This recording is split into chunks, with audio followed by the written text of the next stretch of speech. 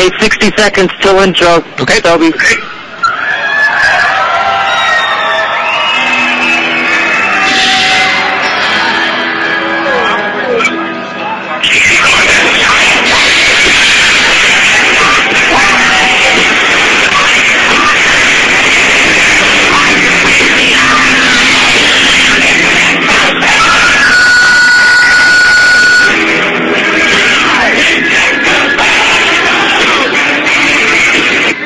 Seconds, Toby. Okay.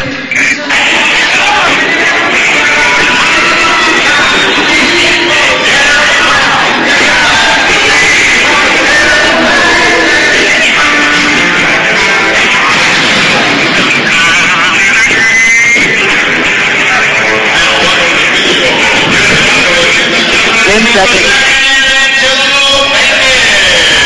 5, 4, 3, 2, 1. Saturday night in San Angelo, Texas. It's the Amarillo Venom versus the San Angelo Bandits at Foster Communications Stadium here in San Angelo, Texas. Now, Toby Turner with the call as the 2-0 Venom head to the road again after a road trip in Abilene last week, all the way down to San Angelo today on a nice warm spring day. Finally felt like spring again to take on the Bandits. The Bandits come into tonight's game 0-2, but they've just had a couple just misses. They're a dangerous team, and the Venom will have their hands full tonight. There's plenty to talk about in pregame. Last week, the Amarillo Venom went on the road to Abilene and snuck out of town with a 58-54 victory.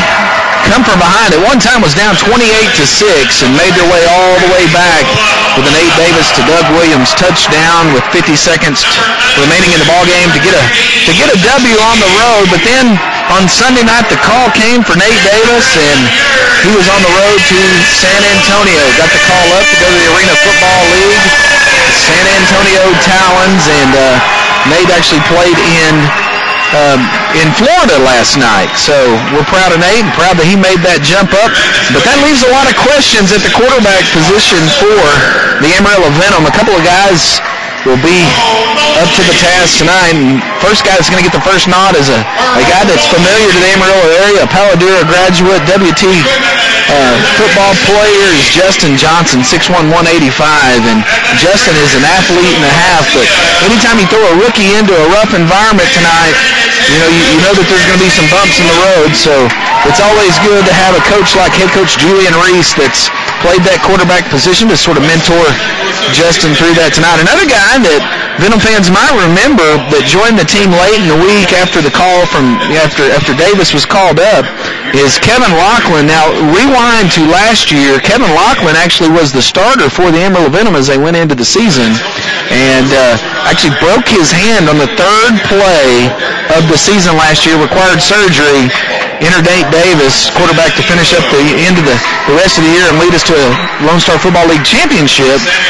And Kevin was able to come back towards the end of the year, and he got some action and he got some mentoring behind Davis.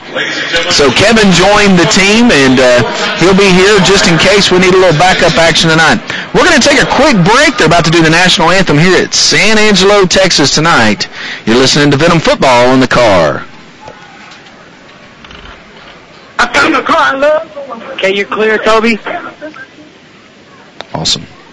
Let's go 2 minutes. Sounds great.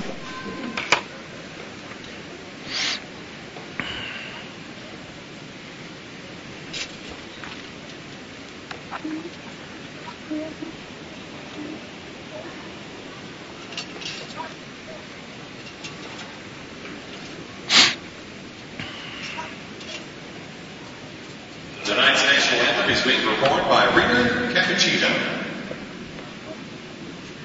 Oh, can you see by the dawn's early light what so proudly we held at the twilight's last gleam, whose broad stripes and bright stars through the perilous fight.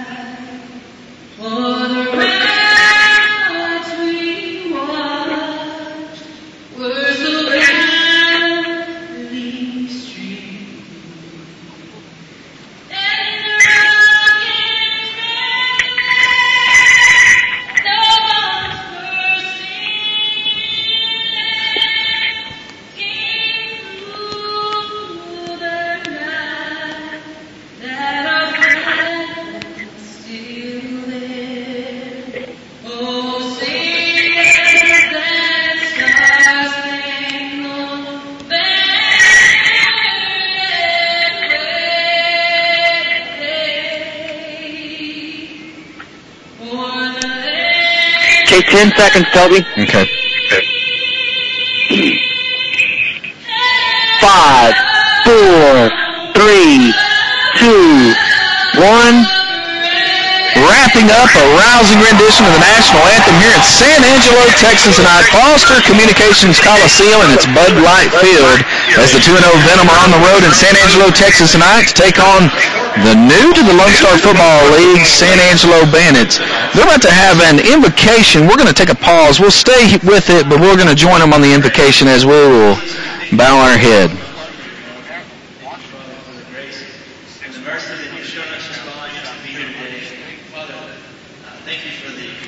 As they wrap up the prayer here tonight, the Venom come into tonight's game once again 2-0. They lead the Lone Star Football League at this time and really had a hard-fought battle last week on the road in Abilene. Coming from a 28-6 point deficit at one time, Jason Cunningham had a big part in that game, 3 for 3 on field goals, 7 for 7 from extra point, as Cunningham was named later this week the Lone Star Football League Special Teams Player of the Week. So the Amarillo Tascosa graduate and former All-American at Montana State getting a little bit of props there with Special Teams Player of the Week. We're a few minutes from kickoff here in San Angelo, and for folks that haven't been to this Coliseum, this is like, you know, the indoor football game is usually in close quarters. When we were at home at Cal Farley Coliseum, I mean, the fans are right on top of you, the ceiling's low, it's loud. This is totally opposite of that. We're almost in a dome-type facility here in San Angelo, and Cunningham was the first guy that his eyes lit up. You know, he's really had to sort of punch kick all of his kicks this year, and boy, he was really enjoying being able to get a good boot on the ball. So it'll be interesting. The Venom have onside kicked a lot this year, or that low punch drive kick. Be interesting to see if he puts one deep in the end zone or not. Another thing to talk about is the end zones here in San Angelo. In Amarillo, they're about 7 yards deep. There's a full 10 yards here in San Angelo, so a little bit longer field. Kevin Lachlan out warming up on the field, and it'll be him and Justin Johnson tonight at quarterback. Now, before the break, we talked about Lachlan, who originally for the 2012 season was going to be the starter for the Amarillo Venom, and breaks his hand on the third play of the first game of the year against West Texas. He ends up having surgery, and then Nate Davis entered the picture, and Lachlan sort of, you know, got to learn a little bit behind the veteran quarterback. And he's here tonight. He has a big Lone Star Football League ring on his finger, as he was part of that team last year. So it'll be interesting to see tonight the combination of Lachlan and Justin Johnson. And we talked about Justin earlier. You talk about just a flat-out athlete. This guy, it doesn't matter if you're playing golf, basketball, or football.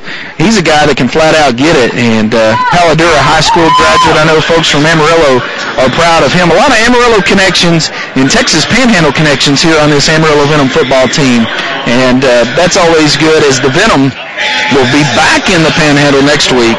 Next Saturday night against the Laredo Rattlesnakes, another team that is one of the preseason favorites to make some noise in the conference this year. So the Rattlesnakes will make that long trip from Laredo down there, I mean, literally on the border all the way to Amarillo. So the Venom look like they are going to receive here tonight Foster Communications Coliseum here in San Angelo, Texas. Headed back deep for the Amarillo Venom is the always dangerous Raymond Johnson Jr. He got the Venom off to a fantastic start to start the 2013 season against New Mexico, as he ran the opening kickoff back for a touchdown. And a guy that is just a super-duper speed burner back there deep. Also joined by Alex Watson, who's been a nice addition to the Venom this year. Teeing it up for the Bandits is number 13. That's Ahmad Howard, and he's kicking right to left on your radio dial, takes a step and puts a boot into it. It's going to bounce at the 10-yard line, roll all the way to the goal line, and that's where Johnson Jr. will take it. He makes one man miss, and now he's past the 10. And he makes a man miss. I got a little excited. Looked like he was about to break that for a big gain as he took it from his old goal line and gets out to the 14-yard line, and that's where the Venom will take over. 1st and 10, and it is Justin Johnson of Paladuro High School who's going to get the start. If you're just joining us tonight, Nate Davis, A guy who led the Venom to a Lone Star Football League championship last year. Was called up by San Antonio this week of the Arena Football League, and Nate is unavailable this week as airplanes are landing on the field now. Pretty cool here in San Angelo. So Nate Davis gone. Enter Justin Johnson, a rookie here for Amarillo. So 1st and 10. Let's talk about what. Let's paint the picture for you here tonight. The Amarillo Venom are wearing their road white uniforms. They have some red and gold on the shoulders, the traditional black Amarillo Venom pants with the rattlesnake on the side, red socks tonight with the black shoes as they make their way for 1st and 10 here, just underway tonight in San Angelo. Twin receivers on the left-hand side. It's Johnson in motion. Quick pass out to Johnson is complete, and just like that, the Venom have their first completion and a gain of 5 yards, so a good start. It's Johnson to Johnson. We may say that a lot tonight, Johnson and Johnson, as it's Justin Johnson, JJ to RJ, Raymond Johnson Jr. A good gain on 1st down, and if you're a young quarterback, what a key it is to be able to get off to a good start as the Venom are faced with 2nd down, call it 5 from their own 17-yard line. Johnson Jr. in motion. Johnson dropping backs and throws an interception. We talked about the jitters that might happen, and that time he did.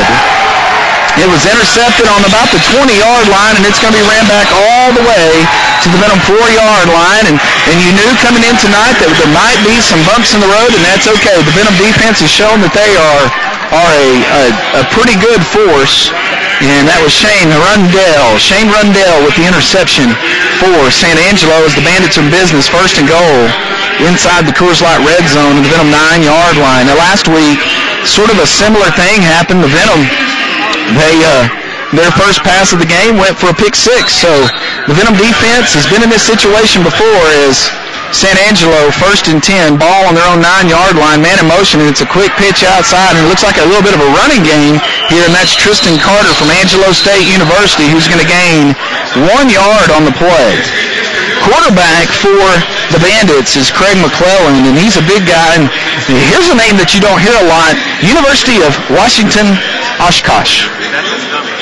And that's where he's from. So Tristan Carter from Angelo State gets him on the board, gets San Angelo underway here, a 1-yard gain, 2nd and goal, ball spotted on the 8-yard line, 13-14 remaining in the first quarter, just underway here in San Angelo tonight. Craig, he's in the shotgun, twin receivers on the right-hand side, and the penalty flag's going to come down and it's against San Angelo, and that'll back them up 5 yards because one of their tight ends failed to declare. So a nice break for the Venom as they're going to back them up. Ball will be spotted now at the 13-yard line. So a quick interception for the Venom tonight puts their defense on the field, led by Big Jared Williams. Out there, the 6'7" guy out of Texas Tech University, been around a long time for the Venom, and a guy that we love to see play in Amarillo. So McClellan, the quarterback. The motion man is Washington. Trip receivers on the right-hand side. McClellan pressure in his face, and it's intercepted. Alex Watson with an interception of his own. Out past the 7-yard line, and the Venom have struck back, but there's penalty flags on the field. We'll wait and see what the call's going to be.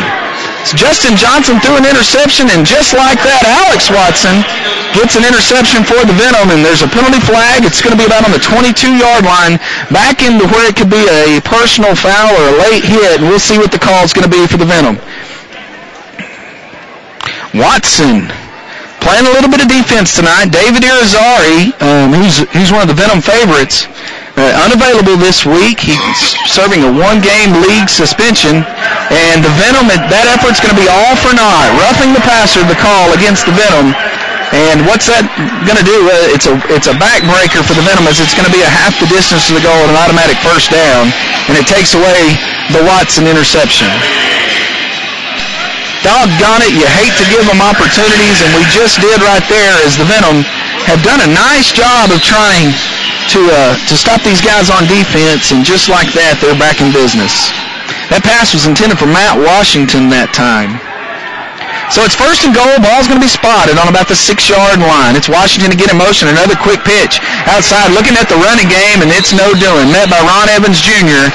and big AC Anthony Clark for what's going to be a gain of maybe 1 yard. And once again, that was Tristan Carter out of Angelo State University, and Carter was the MVP of the first game that the Bandits played this year earlier on against New Mexico. He's the MVP. Trips receivers on the left-hand side this time. Once again, it's Craig McClellan, the big, strong quarterback out of University of Washington, Oshkosh. Waiting on the snap, dropping, looking, still looking, pass, complete, down to about the 3-yard line, and it looks like he's knocked out of bounds there, and then a touchdown is called. Let's see, one official saying touchdown, one official saying not. We'll wait on the official call, and it looks like it is going to be a touchdown for San Angelo. So the Bandits get on the board first. 11:41 remaining here in the first quarter, and they take an early 6-0 lead. And Shane Rundell is set to tee it up, they're not going to let him tee it up. It's not high school. They're going to put it on the ground, but he's going to be spotted here, awaiting the hold and the kick. Snaps down, back, kicks up, and it is good. Check that. No good. Tipped at the line of scrimmage and goes wide to the left. The Venom trail early in San Angelo tonight. 6-0. The Bandits lead the Venom. You're listening to Venom Football on the card. Hungry for Michael? Kobe. Thanks. Okay, Matt. Let's just do 1 minute here. I can barely hear you. Is that better, Kobe? Oh, yeah, that's much. Good deal.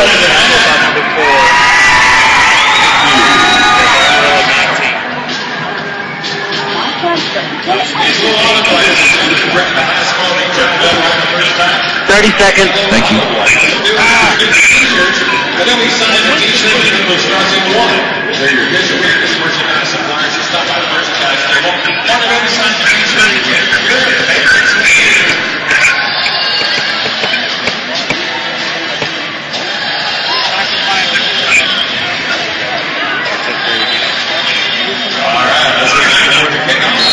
Five, 4, 3, 2, 1.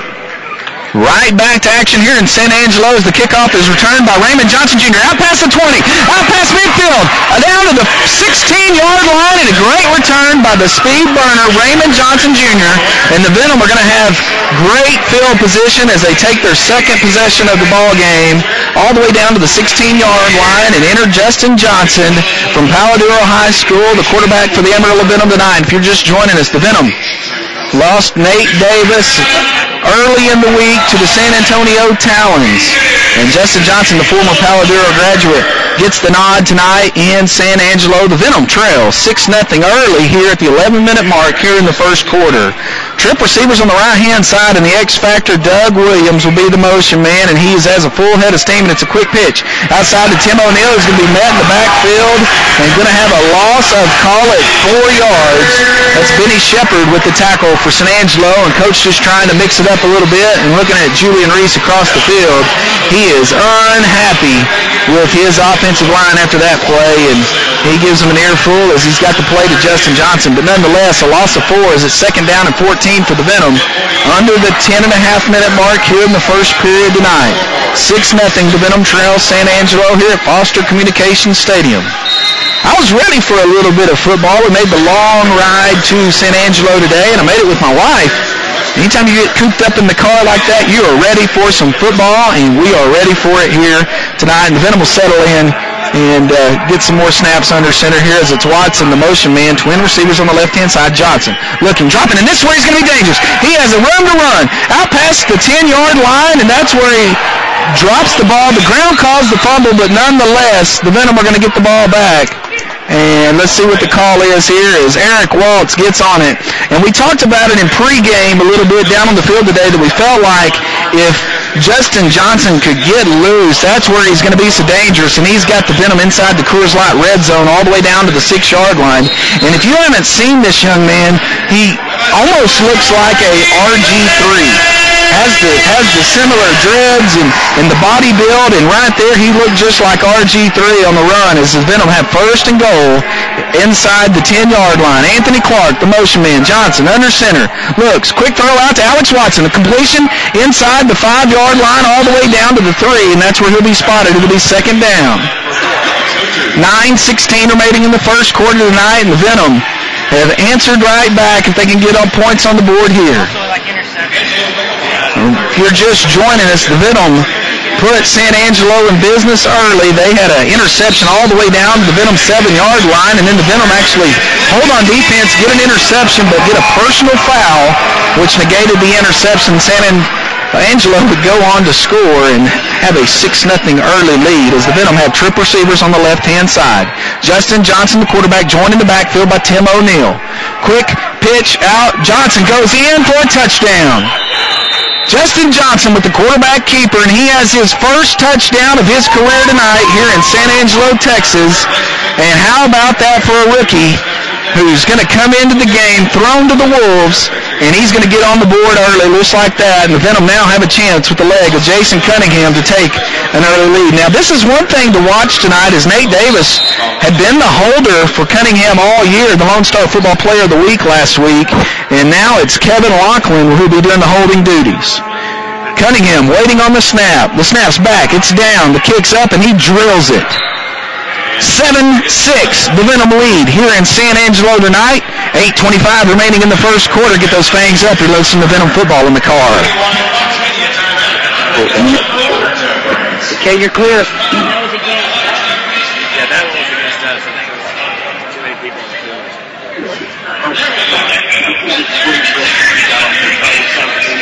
We can do a minute here at least. Okay, good deal. 40 seconds left. Let's go ahead a minute and a half then, because they're doing it on field. Gotcha.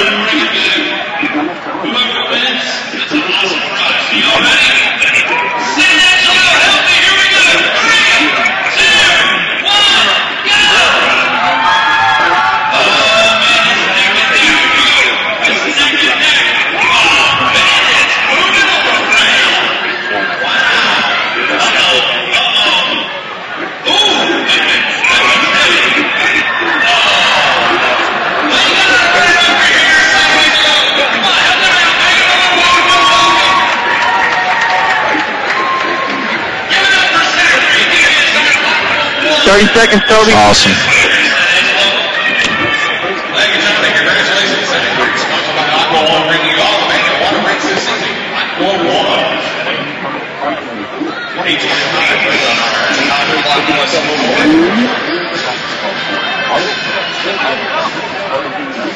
Ten seconds. All right.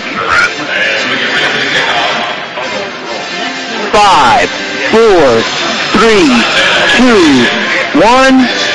7-6, the Amarillo Venom lead the San Angelo Bandits here at Foster Communications Stadium tonight in San Angelo, Texas, as Jason Cunningham is putting the ball on the tee here. He's all the way back at his goal line where he'll kick off, going left to right on your radio dial. It looks like Tristan Carter back deep to receive for San Angelo.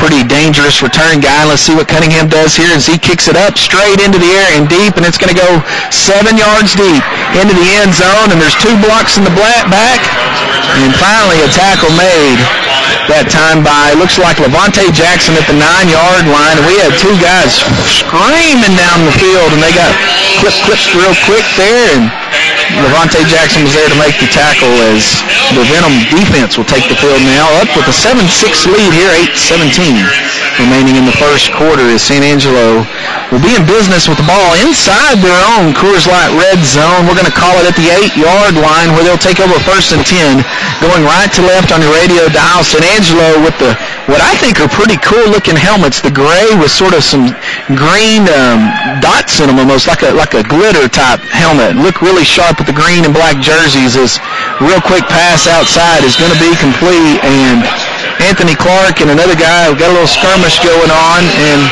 and it's going to be a personal foul called against San Angelo, and head coach Dixie Wooten is not happy with big number 77, Tavares Jeffries, as he pushes Anthony Clark all the way into the wall and then takes a swing at him, and there's going to be a penalty flag on San Angelo coming here, and Dixie Wooten gives him an earful. Wooten, for those of you who follow the indoor football game, was the former quarterback here in San Angelo when they were the San Angelo Stampede Express.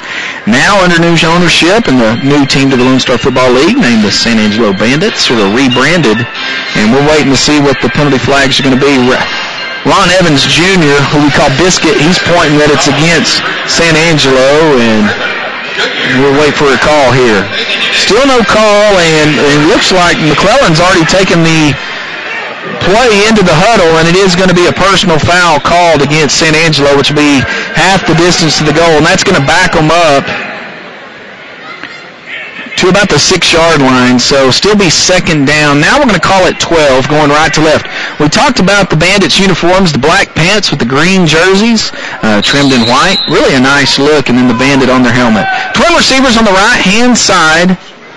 Single receiver on the left-hand side is McClellan waiting on the snap. He drops. He looks. Man coming across the field, and Ron Evans Jr. there with great coverage, and finally tackled by Sawyer Vest, but Biscuit was right there for a great play, and he just couldn't hold on, as it's a nice reception that time from McClellan to Matt Washington, and it's going to be still short of a first down. Bring it up third down, and we're going to call it 3 for the Bandits. Sawyer Vest, the Childress High School grad, Texas Tech University graduate, with the tackle that time, as came in screaming that time for a nice hit.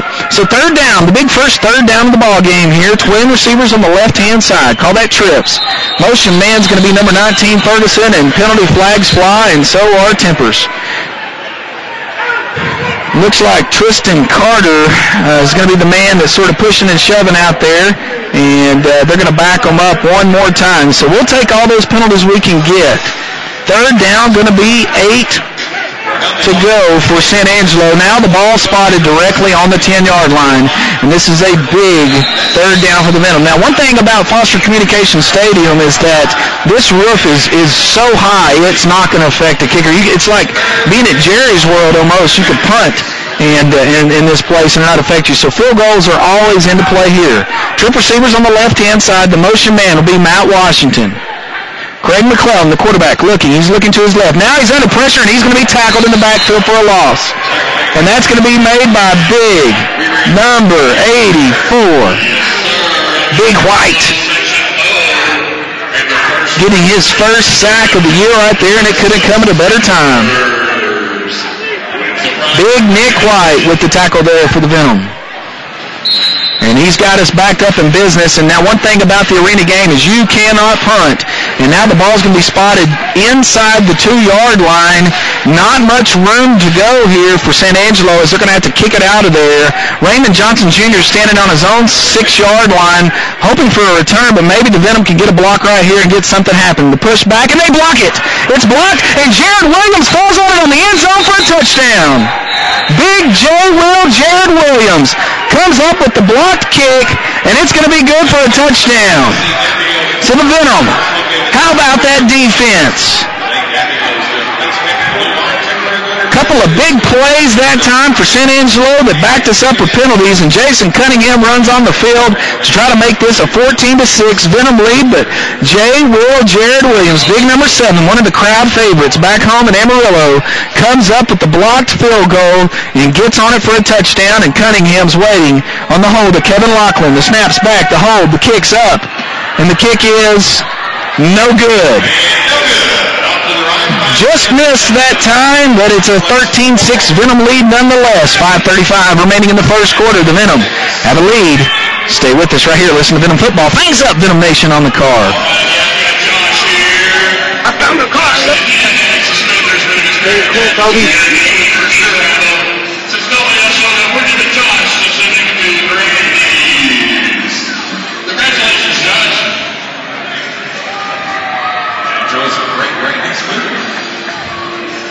Did you want to go 30 on this one, Toby? We can go a minute. Okay, cool deal.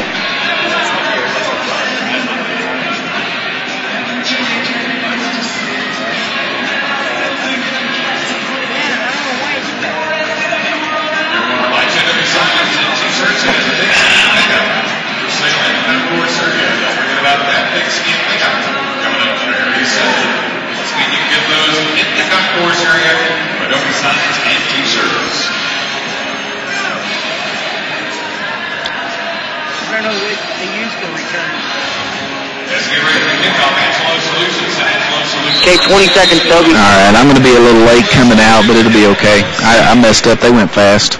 No big deal, though. That's fine. This spot was about 15 seconds over a minute, or over 32. I'm sorry, Toby. No, it's okay. Those of you watching on the B2 network, we'll get right back to the action.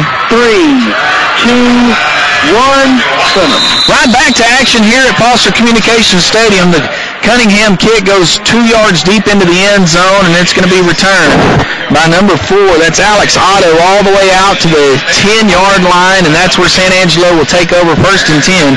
The Venom lead early, 13-6 here in the first quarter, 5:26 remaining. And the Venom defense that time coming up with a huge stop on 4th down, blocked a field goal, and they're right back out there on the field to try to make another stop. San Angelo comes out with twin receivers on the right-hand side. Single receiver on the left-hand side, and Craig McClellan is the quarterback. The motion man is Ferguson this time. McClellan dropping under pressure. Makes one man miss. Anthony Clark's in hot pursuit. The ball goes up, and it's going to float safely to the ground at the 25-yard line, and McClellan was quite frankly running for his life. Jared Williams had a full head of steam that time, and McClellan did a nice job of escaping what was a sure-to-be sack. And then Anthony Clark came screaming in to add the second layer of pressure as the ball goes tossed up and falls to the ground. It'll be 2nd down for San Angelo. We're under the 5-minute mark here in the first quarter as San Angelo's faced with 2nd and 10, and the ball's going to be spotted right on their 10-yard line. Going right to left on the radio dial with trip receivers on the right-hand side. The motion man this time will be Matt Washington, who's already on his own goal line, has a full head of steam. McClellan dropping, looking, plenty of time to throw, finds a wide open man that time, makes one man miss, and he's going to go all the way in for a touchdown, and that's Garrett Tidwell. Ron Evans Jr. had the coverage that time, slipped down, and it's going to be a touchdown for San Angelo as they're going to have a 40-yard touchdown play from McClellan to Garrett Tidwell, and now they're an extra point away from tying the ball game here at the 4:10 mark. Now, the last time Shane Rundell, who is the kicker, missed his last extra point, and let's see what happens this time. Low snap, ball goes down, but he nails it. 13-13, tie ball game here in San Angelo as the Venom defense gives up a big one. We'll see what that offense can get cooking here when we come back to Venom football. You're listening on the Card.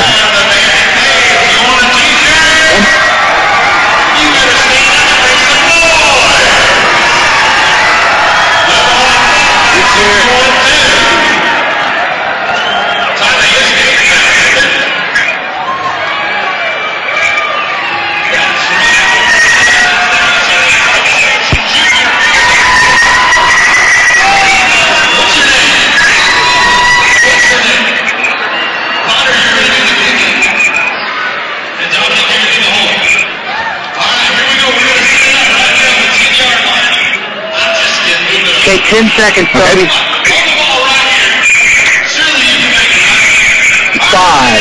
4, 3, 2, 1.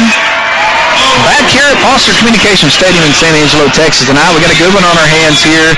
This is a 13-13 ball game here with just under 4 minutes to play here in the first quarter as the Venom allow a 40-yard touchdown pass from Craig McClellan to Garrett Tidwell. We had him in coverage that time, just slipped down, didn't make the play. And, you know, that's the thing about the arena game. You're going to see some points scored, and it's a game of spacing, and it's a game of inches, but it's a game that if you miss a tackle, they're going to score. It's similar to watching a 6-man football game. If one guy misses a tackle, you can about put it on the board, and that time we missed, and they scored, and now they're kicking off, going right to left on your radio dial. Raymond Johnson Jr., the lone set back deep, waiting on his 4-yard line, and he's going to have a chance to return it. Is he going to take it 6 yards deep in his end zone? Out past the 5-yard line, now past the 10, out to the 15, and all the way down to the, let's see where they spot it, right about the 22-yard line. Nice return by Raymond Johnson Jr.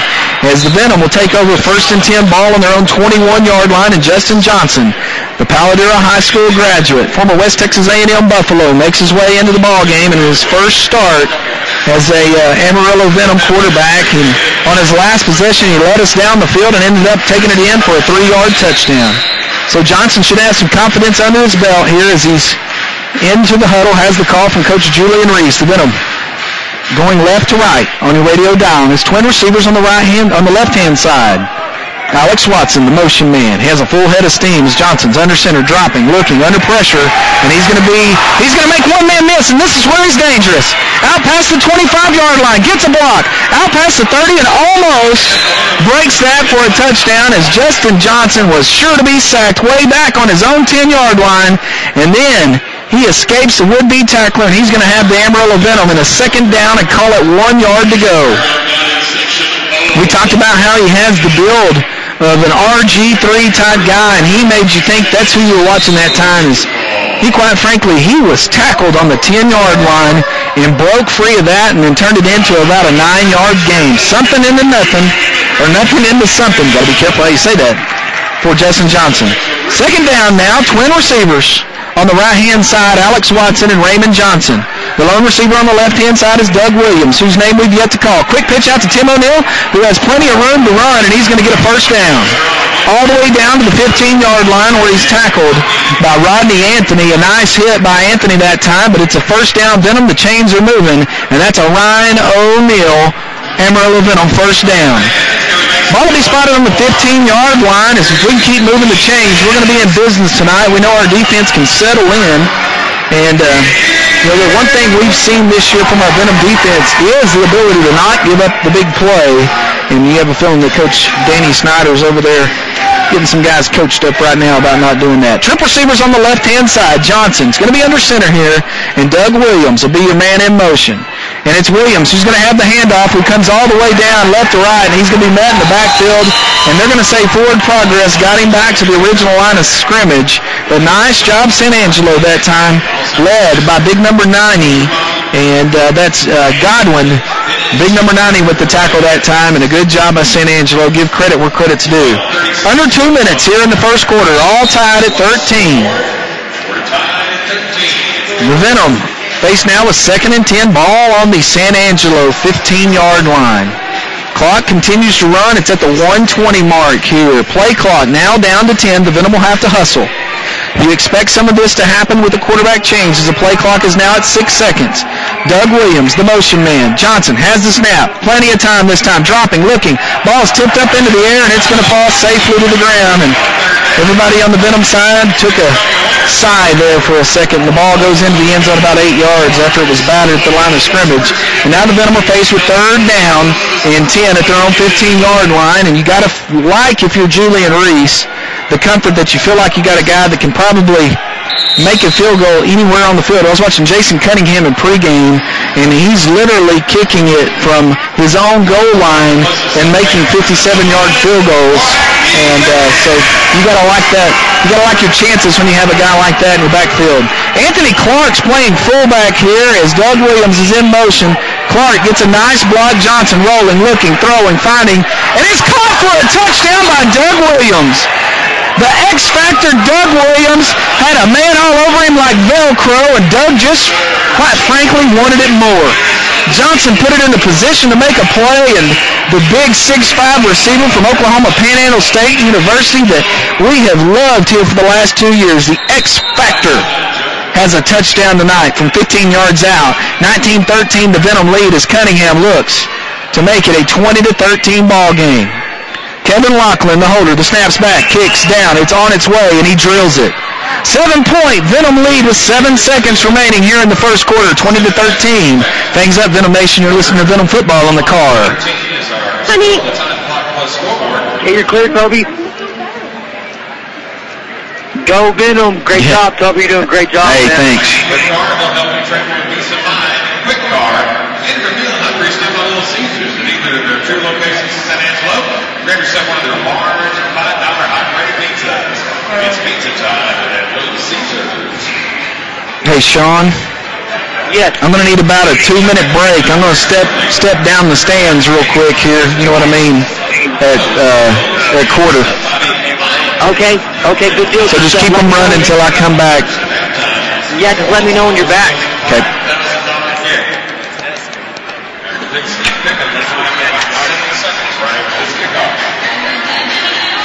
At the Amarillo first and goal. Amarillo. No. How far are we out here? We just went to the next 30-second commercial. Oh, heck. Okay. No problem. I'll do better. I'll start telling you when they're going fast. That's my fault. We're about to kick off. Okay, yeah, no problem. I'm here for your benefit, so whatever you need me to do, just let me know, Toby.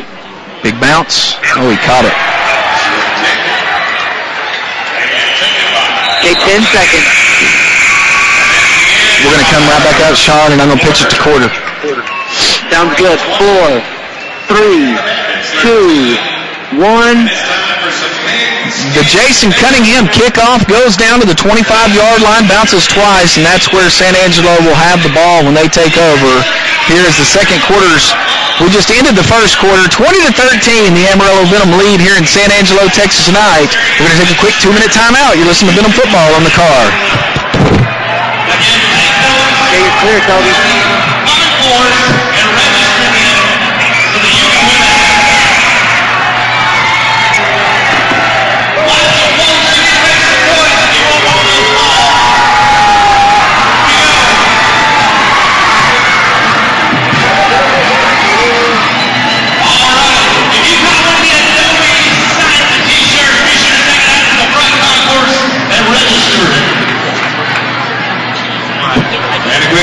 Make sure if you caught a ball, you head on over to the concourse booth with the Adobe signs, pigskin pickup will be taking place at halftime.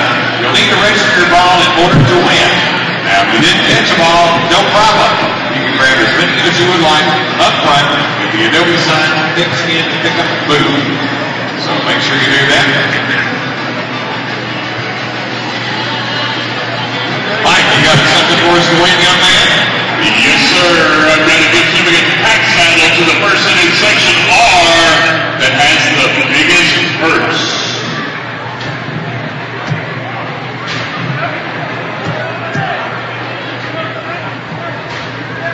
Okay, you back, Toby? You back, Toby?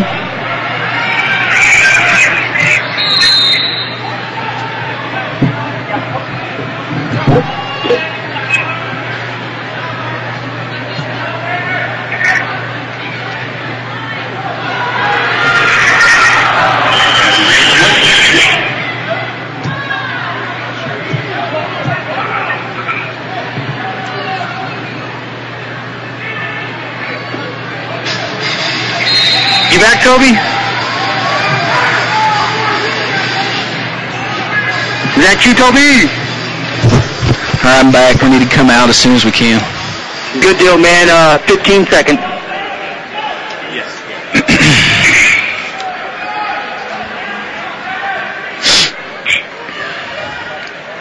5, 4, 3, 2, 1. Right back to action here in San Angelo, Texas, and it's a nice pass to get the second quarter started by McClellan. Down to Kevin Ferguson for a first down for San Angelo. They're going to have the ball inside the Coors Light red zone, first and goal. For the Bandits, 20-13, the Amarillo Venom lead just underway here in the second quarter tonight at Foster Communications Stadium in San Angelo. As it'll be first and goal. Trip receivers on the right-hand side for the Bandits. McClellan, once again, the quarterback, and he backs up Washington. McClellan, quick pitch outside, complete to number 19, who does a nice job. That's Ferguson. He's got one touchdown already tonight. And he makes a couple Venom players miss, and he's going to have a 4-yard gain. The ball's going to be spotted directly on the 5-yard line, so second down and goal.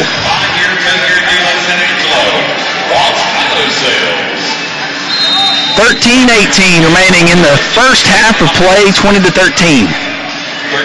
The Amarillo Venom lead. And, one of the touchdowns that came on early, you feel like we gave it to him. We threw an early pick six with a new quarterback and a little bit of nerves playing there. But the other one, you got to give him credit for a 40-yard touchdown strike.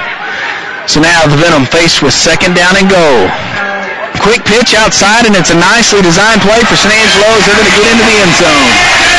Tristan Carter was the wide receiver on the right-hand side, and he was the motion man and had the quick pitch all the way from right to left, and he's going to have a 5-yard touchdown, and back and forth we go here in San Angelo tonight, 20-19.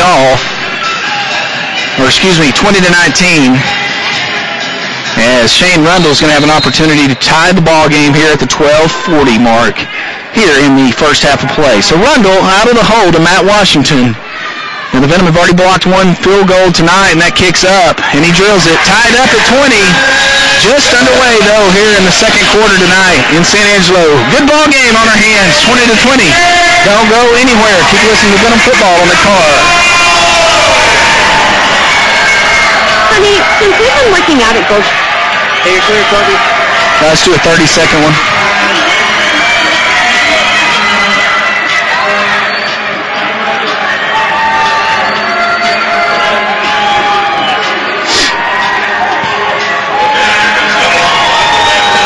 In seconds.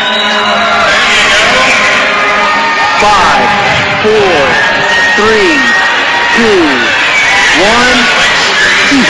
We've got a great ball game on our hands here in San Angelo tonight, all tied up at 20 apiece, but just underway here in the second quarter. We have a lot of football to go, and the way these two teams are scoring points, we may burn out the light bulbs in San Angelo, Texas tonight. San Angelo with a nice job that time. It was a well-designed play. Tristan Carter, who's a running back out of Angelo State University, lined up as a wide receiver. He was the motion man. He had a full head of steam when he had the pitch from his quarterback, McClellan, and he walks into the end zone untouched for a 5-yard touchdown. As the Venom make their way back out on the field, it'll be, once again, Shane Rundle, who's the kicker. He also doubles as defensive back for the Bandits, and he has the ball teed up. Raymond Johnson Jr., who has just been inches from running one back tonight. Looks like he may have another opportunity. Rundle, punch kick right at Alex Watson. It bounces off Watson's hand, but he now has it at the 10, and he has a little bit of room, and then he's tripped up. Tripped up by his own man at the 15-yard line, or he might have been running still. Doggone it, a missed opportunity there as Watson did a nice job. The ball hit him and sort of rolled around. He picked it up. And as one of his blockers was coming by, they sort of leg whipped him a little bit there, and Watson got tripped up. And the Venom will start 1st and 10, ball at their 16-yard line. Justin Johnson, the quarterback for the Amarillo Venom tonight, he's accounted for 2 touchdowns so far, one on his own at the 3-yard touchdown run, and then the great pass and catch by Doug Williams on the last Venom drive. So it'll be interesting to see now that Johnson's had a couple possessions under his belt if he can just continue to settle in. Twin receivers on the right-hand side. The motion man is Raymond Johnson. Justin dropping, looking, still looking, has plenty of time, and this is where he can be dangerous because now he's got room to run. And he makes one man miss, throws it off his back foot, and a nice job of just escaping as he's hit by 3 men, and it's going to be a late hit personal foul, and Justin Johnson's hurt. It looks like a personal foul is going to be called, and now Coach Reese is going to get a personal foul, and he's coming to check on the injured player, and he's going to get a personal foul.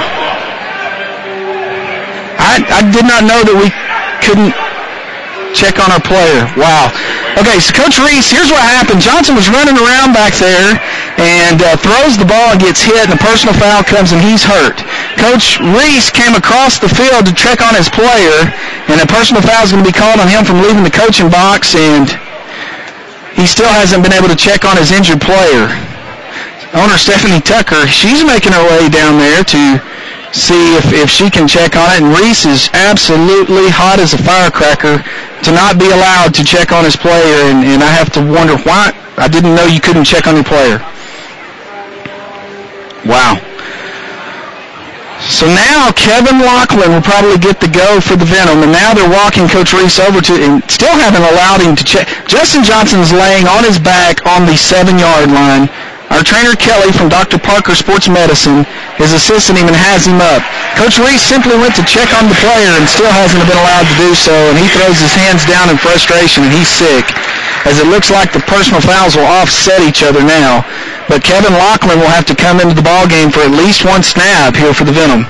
Johnson did a nice job that time. He had plenty of time, couldn't find a man, and he got rid of the ball, and as he did, he got absolutely decleated as Lachlan now will get the nod at quarterback. Kevin, we talked about him earlier tonight. He's a guy that he was our original starter as we entered the 2012 season out of Oklahoma Panhandle State University.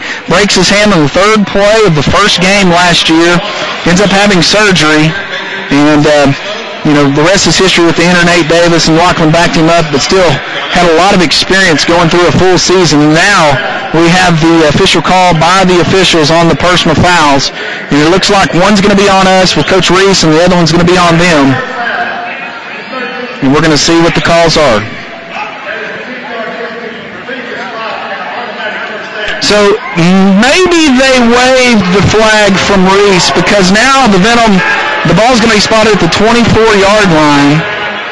Their own 24 as Lachlan now is standing on the 15 with Coach Reese. As the Venom are right almost at midfield, but are in business 1st and 10. And what a great sign it was to see Justin Johnson get back up after taking the big hit. Kevin Lachlan, under quarterback. Twin receivers on the right-hand side. The good thing is that he's worked with all these receivers before, and he's worked with the guy he just handed it off to, Tim O'Neill, who's going to fight for 1 yard, and that's going to be all he's going to get. He's going to be tackled by big number 41, the big linebacker there, 41, who's Benny Shepard. And Shepard out of Bland Junior College has him a tackle under his belt tonight. So 2nd and 9 now for the Venom. Kevin Lachlan now in at quarterback for the injured Justin Johnson. The clock continues to roll. Right at the 11-minute mark, we're all tied up at 20 here in San Angelo tonight. The clock ticks to 11 minutes, 20 to 20. Venom going right to left on the radio dial. Trip receivers on the right-hand side, and it's Williams in motion. Lachlan takes his first pass, and he's got a pass and a completion, and then the ball comes loose to Raymond Johnson Jr., who had people all over him, and the ball comes loose, and Rodney Anthony says it's my ball, but they're going to say incomplete. Rodney Anthony with the coverage that time for San Angelo, a nice coverage, as what looked like it was going to be a completion to Raymond Johnson now ends up in the 3rd, and the clock continues to roll. 10-19 remaining in the first half, all tied up at 20. Play clock's going to be a factor here as we're down to 6 seconds. Lachlan's going to have to hurry if they don't want a penalty, and it's going to be a timeout by Coach Julian Reese, and it's a good timeout. You think there are going to be bumps in the road tonight with a couple new young quarterbacks, and we're seeing that a little bit, but nonetheless, the Venom are tied up. At 20 here, we'll take a timeout with them. You're listening to Venom Football on the car. Okay, you clear, Toby? 1 minute. Yeah, I'm sorry, Kenny. I was talking to Kenny on the other line. Oh, let's go.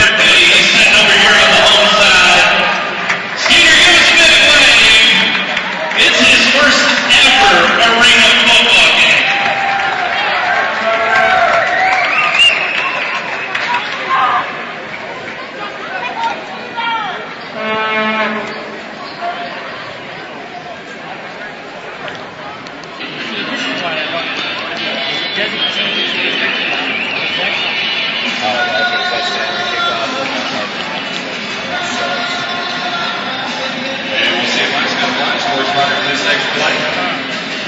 Third down for Angelo.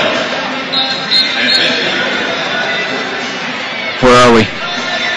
Hey, we got 10 seconds, Toby. Okay. Dang, now you're going fast on these timeouts. 5, 4, 3, 2, 1. Right back to action. Lachlan with a quick pass out to Alex Watson, and he makes a catch on the sideline and all the way down to the 16-yard line. It's going to be short of the first down. The Venom are going to be faced with their first 4th down of the night, and Coach Reese, he doesn't even give a glance at the bench. He's going to go for it here on 4th down, and we're going to call it 4th and 3. 9:46 remaining in the first half, all tied up at 20. And it's going to be 4th down and 3. The Venom, the ball's going to be spotted right on the 18-yard line, and enter Anthony Clark. Going to be interesting to see what the call is here from Coach Reese on 4th down. Big play here early in the ball game. And Anthony Clark is standing about 6 yards deep at running back. Doug Williams, the motion man on the left-hand side, and look for a quick handoff to Clark, who's got a full head of steam and a first down. Still on his feet, down inside the 10-yard line to the 8. First down, Venom. Great call by Coach Julian Reese that time. Doug Williams was the motion man. You've got to walk out and get on him, and the big handoff to the big bruiser out of West Texas A&M University, Anthony Clark. And he's got a first down, a Ryan O'Neal first down inside the Coors Light red zone. And it's 1st and goal, Venom. We're going to say on the 9-yard line now, tied at 20. Just under the 9-minute mark here in San Angelo. Triple receivers on the left-hand side. Lachlan, the quarterback, and Doug Williams in motion. Quick pitch outside to Anthony Clark.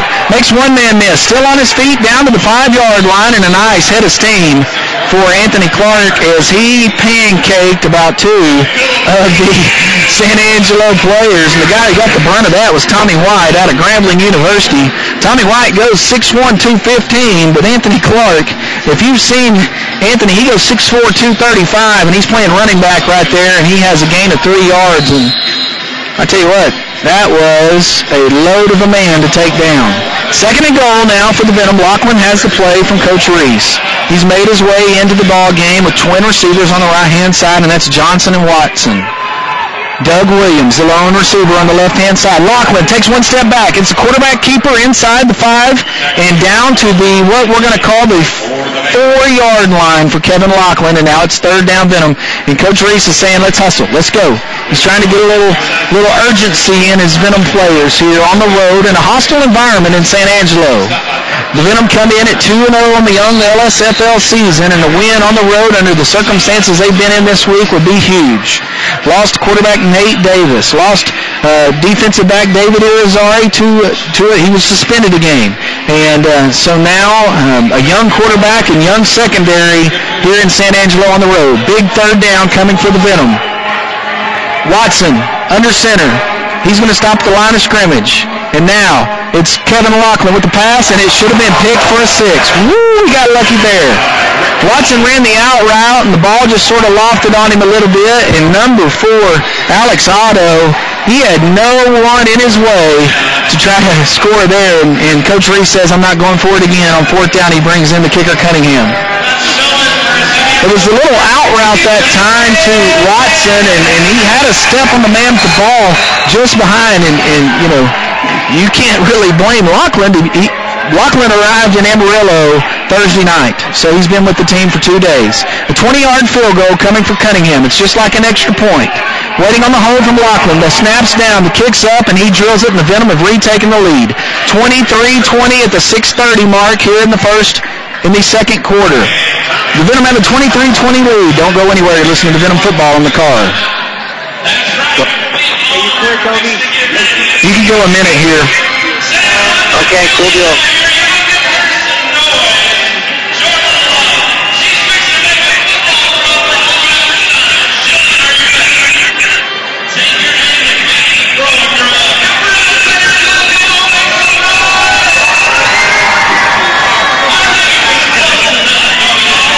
On which station?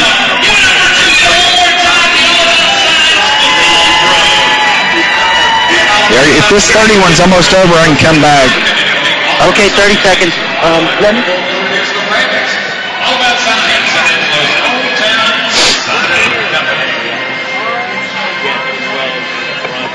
And while we wait for the kickoff there, let's get some Mills. 13 seconds.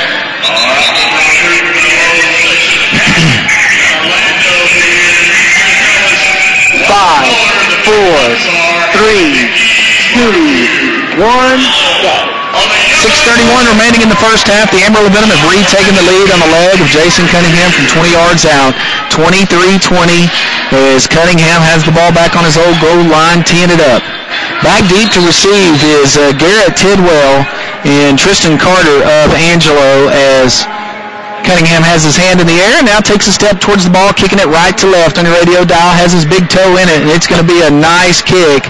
But the problem is he's going to make a field goal with it, and that's going to be a penalty on the Venom as it goes out of the back of the end zone. And San Angelo are going to have good field position now as the ball just got away from him a little bit, and it'll be spotted at midfield, should be.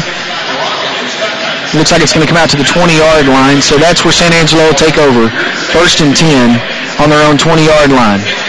23-20 the Venom lead on the road here in Angelo tonight. The defense has played pretty well with the exception of one big play. And give credit where credit's due for San Angelo. They've got a couple good receivers and have the ability to make you miss. The Venom with some young defensive backs in there tonight. We talked about Irizarry not being available tonight. You saw your vest.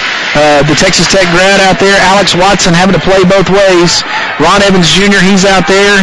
And Kevin Brown who played at West Texas last year, joined the Venom this year, having to play a little defense tonight. First down and 10. Back looking, it's a screen pass to Tristan Carter, who makes one man miss, and he is a nice football player, and he's going to be tackled by Sawyer Vest after a gain of 5. A good open field tackle that time by Vest. It was a screen pass from McClellan to Carter, and a really, really good tackle by Vest, or he may still be running. Jared Williams had an opportunity to tackle him after the initial catch, and Carter is a shifty, low-to-the-ground runner. Man, he is a solid guy, and Carter comes in at 5'9", but weighs 220 pounds, so he's a lot of man to tackle. Second down, call it 4, going left to right on your radio dial is San Angelo with trip receiver, on the left-hand side. McClellan now in the shotgun formation as Washington goes from left to right, and that's who they're going to throw it to, and he flat-out drops it. Coverage that time by Watson. The pass was there. It was a nice play as Matt Washington started as one of the trip receivers and sort of swung all the way around to the right-hand side, got him some single coverage over there, and just dropped the football. So now it's third down, and call it 4. Big defensive stand coming here for the Venom. 4:50 remaining in the first half. The Venom, they started off with the ball in the first half, so a stop right here would be good. We don't want San Angelo to have 2 opportunities, one before half and then another one coming out of halftime. So right now a sack by Levante Jackson or Anthony Clark, the 2 defensive ends, would be fantastic. McClellan in the shotgun formation, and the ball, the snap drops back, and lucky for San Angelo, the snap never got off the ground. It rolled back, and Carter picked it up, and he's going to gain maybe 1 yard.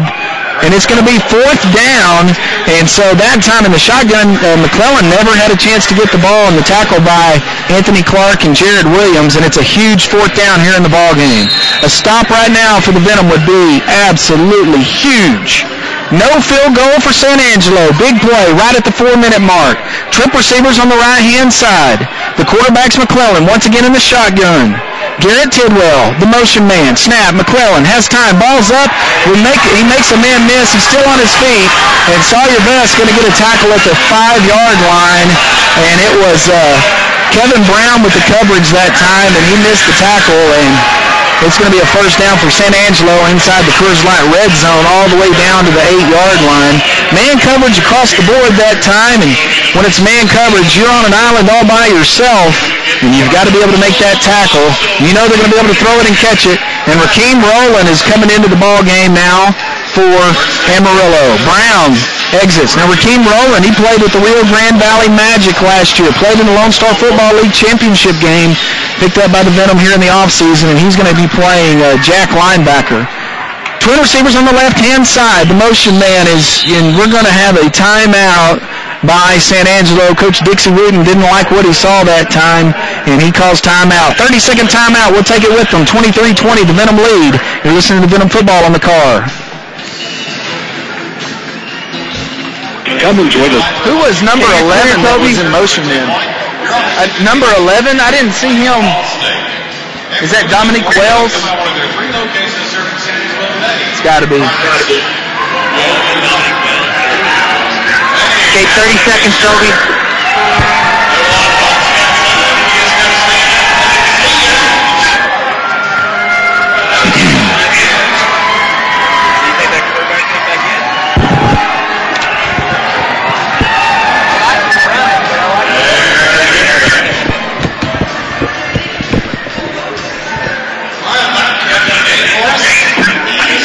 Seconds, Toby.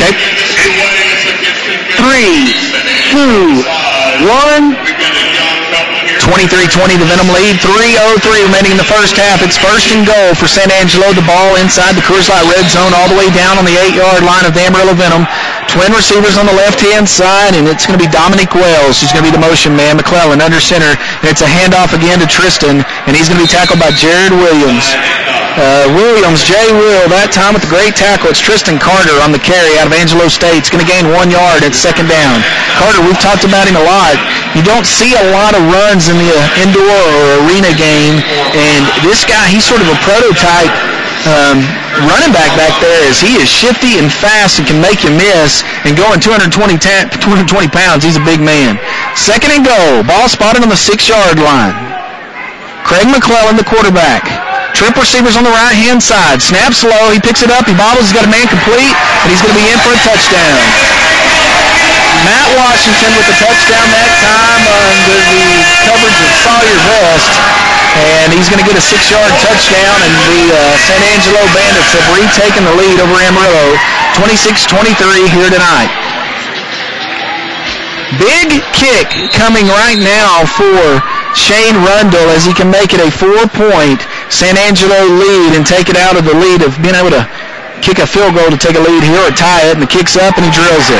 Rundle with the nice kick that time. It's good. 27-23. The Bandits lead the Venom. 2:12 remaining in the first half. We'll take a quick timeout. 30-second timeout. You're listening to Venom football on the car. Okay, you're clear, Toby.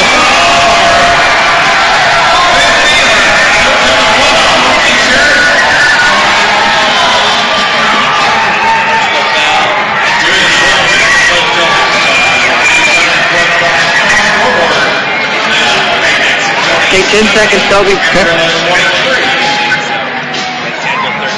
5, 4, 3, 2, 1. 27-23, the San Angelo Bandits lead the Amarillo Venom here with 2:12 remaining in the first half. It's been a good first half of football for both teams. You know, really on the turnovers, one for Amarillo that put San Angelo in business early, giving the ball on their first drive of the game inside the Venom 5-yard line. But besides that, it's been a back-and-forth clean football game, and it's been entertaining for the fans here in San Angelo tonight. 2:12 remaining in the first half of play, and Rundle has it teed up on his old goal line, and it'll be interesting. They kicked it away from Raymond Johnson Jr. last time. Let's see what they do this time. They're going to kick it right at him. He's going to have an opportunity as it goes off his hand and bounces up into the net, and it's going to be a touchback, and the Venom are going to have the ball on their own 5-yard line, and you hate that. They kicked the missile right at him that time, and the ball, he reached up to grab it and just kicked off his hand, and Coach Reese is telling him, man, let that thing go on by and hit the wall.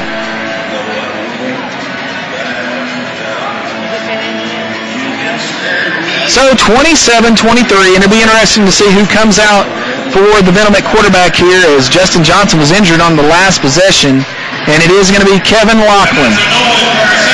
Kevin Lachlan out of Oklahoma Panhandle State University is going to get the nod here, but the Venom had the ball way back in their own territory, inside right at the 5-yard line.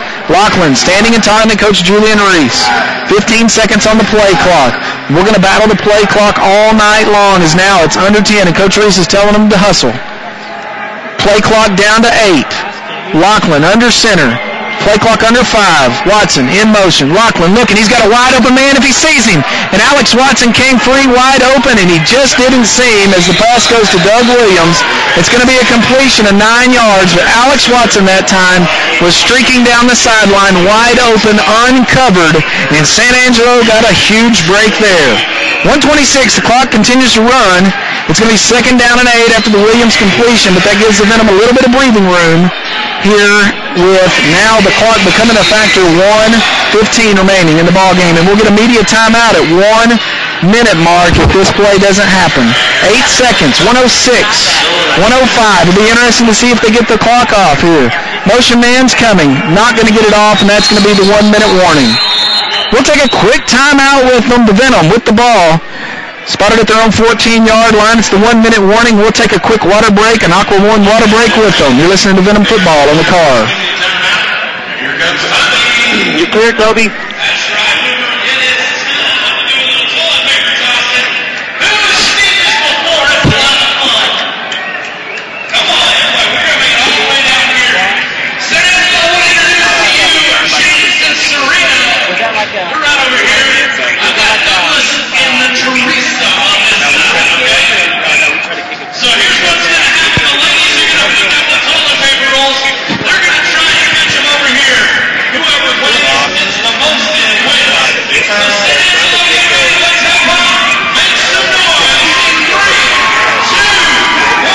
Seconds, Toby. Okay.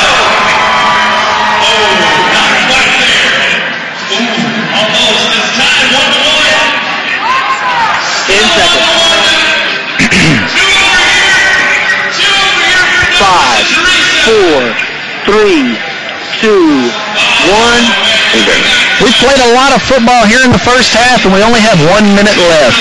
27-23, the San Angelo Bandits, in their inaugural season in the Lone Star Football League, lead the defending league champion Amarillo Venom 27-23 at the 1 minute warning mark. The Venom are going to be faced with 2nd down and 3 as they take the field here, and a nice environment here in San Angelo tonight. Good on-field promotions. You really like to see what some of the other teams are doing, and they're doing a nice job here in San Angelo. The fans are very entertained, and that's always, that's what this is all about. It's about the game, but it's also about family entertainment. And San Angelo's doing a nice job of that. Lachlan back out under center. Trip receivers on the left-hand side. Alex Watson, the motion man. Lachlan with the snap. Drops. Looks. Has plenty of time. Firing. Ball complete and then dropped. A little low for Anthony Clark, who was at the 25-yard line, and the ball just sort of squirted out as Lachlan just barely missed that time. 56 seconds remaining. Now, we talked about the kickoff to begin the ball game. The Amarillo Venom took possession, took the ball to begin the ball game, and now the last thing you would like to do here is give San Angelo an opportunity to score before halftime and get the ball back. You don't want to be playing catch-up all night long with young quarterbacks that are, basically entering a hostile environment here tonight. Big 3rd down coming for the Venom. Trip receivers, the motion man is going to be Anthony Clark out of West Texas A&M. Lachlan dropping, has all day, finds a man, and a nice defensive play that time by Tommy White, who came over the top of Anthony Clark and batted it away at the last second. And Coach Reese is visiting with Kevin Lachlan about getting the ball a second center. White making a nice play that time.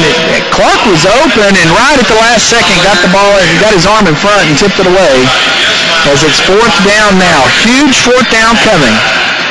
No Jason Cunningham coming on the field here, and you got to show that. You got to like the confidence that Coach Reese showing his young quarterback here as it's 4th down, and we'll call it 3. Ball on the Venom own 12-yard line. Huge play coming. Quick pass to Raymond Johnson's got a 1st down and more. Out past Midfield, still on his feet. Makes another man miss. All the way inside the 20. Flags are everywhere. And it's a 1st down for the Amarillo Venom. And how about that?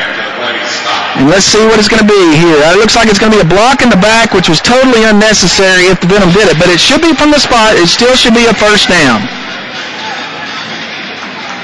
It was a quick screen pass that time to Raymond Johnson, who was making everybody and their dog miss. And the thing is, that the good thing is that he had the 1st down all the way inside San Angelo territory, but it's a 10-yard penalty. Now the ball's going to be spotted at the Venom 20. But nonetheless, it's a free set of downs for the Venom with 44 seconds remaining here, trailing by 4, 27-23. Lachlan already ready to go under center. Trip receivers on the left-hand side, and the chain gang wasn't set, and they're going to blow the whistle, and we're going to see what the call is now. No flags are on the play. I think they're going to basically say that the ball was not set. The Venom are ready, and they're going to run the same play. Now what you hate is that you just had Alex Watson, who was backed up all the way on his 7-yard line. He ran one length of the field, and now he backs up and does it again. Another quick hitch, and it's an interception. Miscommunication that time, and it's all the way down to the 10-yard line, and Raymond Johnson Jr. was going to be wide open, never looked for the football, and it's an interception, and now San Angelo has a chance to do some damage here right before halftime. The momentum's definitely in their favor. Doggone it, we just missed. Raymond Johnson, it looked like it was going to be the exact same play that we just had, and give credit where credit's due. Tommy White stepped right in front of the ball that time, and he has an interception return all the way down to the Venom Coors Light red zone 8-yard line, and right now we need that defense to rise up with 25 seconds remaining in the first half to keep San Angelo off the board. Trip receivers on the left-hand side. The single running back is Tristan Carter. Motion man coming in. It's a quick pitch to Carter. He gets a nice block, and then he's absolutely blown up on the 5-yard line by Jared Williams, and then Alex Watson gets pushed over the wall, and his buddy Sawyer Vest came and pulled somebody off of him, and wow. Looks like it's going to be 2nd and goal now. Ball's going to be spotted right on the 8-yard line, and we're going to have a timeout and it's going to be with 8 seconds remaining. We'll take a 30-second timeout with them. 8 seconds remaining in the first half. The Venom trail by 4. Don't go anywhere. You're listening to Venom Football in the car. Hungry for a piping hot pizza? Hey, you're clear, Toby. How long you need here? 30. 30, okay. 20 seconds left, Toby. Actually, when we started, remember the lights off for you. Special occasion. We pick skin pickups. So 10 seconds. keep that in mind. We would please and thank you. 5, 4, 3, 2, 1. 27-23, the Venom Trail, San Angelo on the road at Foster Communications Stadium tonight in San Angelo, Texas. 8 ticks left in the first half of the Venom defense. A stop here would be absolutely huge. To go in at halftime down by 4 on the road in a hostile environment would be something big, and the Venom need to bow their back right here with trip receivers on the left-hand side. McClellan's the quarterback. It looks like Washington will be the motion man. Carter joins him in the backfield, and it's a little fake pass, and it was a nice play.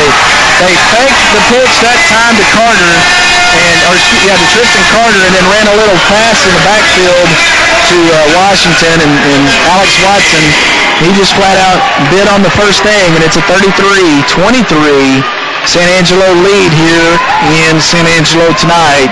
And the good thing is the Venom are going to get one more chance to touch the ball before halftime. And whether that's in the form of a kickoff return or what, if you could at least get your hands and maybe something good happen. Rundle waiting on the hold, a high snap, he kicks it, and it's good. 34-23, San Angelo leads. And they're going to call that halftime, and it looks like that's going to be the first half. 34-23, San Angelo leads. The Amarillo Venom here in Angelo tonight. We'll take a quick timeout, and we'll come back with Venom owner Stephanie Tucker for your Ryan O'Neal halftime show. You listen to Venom Football in the car. Okay, you're clear, Toby. Thanks. Let's do two minutes. Exactly what I was about to say.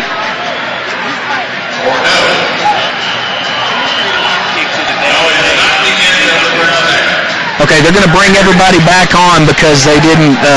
So let's go. Let's cut it off at a minute. 5 seconds. You want to go back, Toby? Yep. 3, 2, 1. Well, right back to action here. They ran 4 seconds off the play clock for the extra point, which shouldn't have happened. It should have been an untimed play. So it's a 34-23 lead here. But we're going to get, like I just said, one more opportunity to touch the ball. The good thing is the Angelo players have completely left the field. They're actually up to bringing them back out of the locker room. And it makes you wonder if Raymond Johnson Jr. can get his hands on the ball here, or if it's a short kick, you fall on it, call timeout quickly because the clock should stop, and get Jason Cunningham out there and get a field goal before half. Points here would be just amazing, and all the momentum is with San Angelo right now. They've got a new head coach. They've come out with a little fire tonight, and if they can go into halftime with all this momentum, you got to feel like that they're going to be really confident in themselves. But you got a guy back there, Raymond Johnson Jr., that has some afterburner speed, and he's going to have an opportunity. If they're smart, I wouldn't kick it anywhere near him. Rundle with his hand up in the air. He's set to kick it off. Ball's teed up on his old goal line, going left to right on the radio dial. And now it's going to be a timeout on San Angelo, and we're going to stay right here with them. San Angelo, they walked off. The ball still teed up on the goal line. Coach Dixie Wooten didn't like something that he saw, and probably the fact that number 3's back there standing 7 yards deep in his end zone, and that guy, he can just flat out go. The Venom have really sort of been their one worst enemy tonight. 2 interceptions so far, and both have led to San Angelo points. So 14 points straight off Venom interceptions, and it's a whole new ball game here tonight. And now San Angelo makes their way back onto the field as Johnson Jr., wearing number 3 out of West Texas A&M University, makes his way. He's standing about 7 yards deep in his own end zone.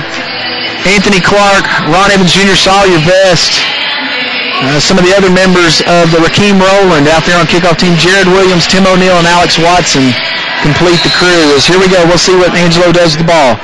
It's a goofy-looking kick that goes into the stands, and the Venom are going to get a free play right here. The ball was kicked out of bounds, and now the Venom are going to get one more chance with 2 seconds remaining on the clock at halftime, and how big is that? And out trots Jason Cunningham. It's an 11-point lead, and right now this would make it an 8-point, one-touchdown game as number 23, Jason Cunningham out of Tascosa High School, is going to have a chance to cut it and sort of let a little wind out of the Angelo sails. If we could get points here, this would be huge. We're going to call it a 35-yard field goal out of the hold of Kevin Laughlin. Here comes the snap from Tim O'Neill. Tim O'Neill, hands, kick, ball is on the way, and Cunningham missed it. Doggone it. Had an opportunity there, everything played out just like you wanted, and Cunningham misses the field goal. 34-23 is what the final score at halftime will be. The Venom trail by 11 points on the road here in Angelo. Man, we just missed an opportunity there. We're going to take a quick timeout. We played one half of football. You're listening to Amarillo Venom football on the car. You clear, Toby? 2 minutes. 2.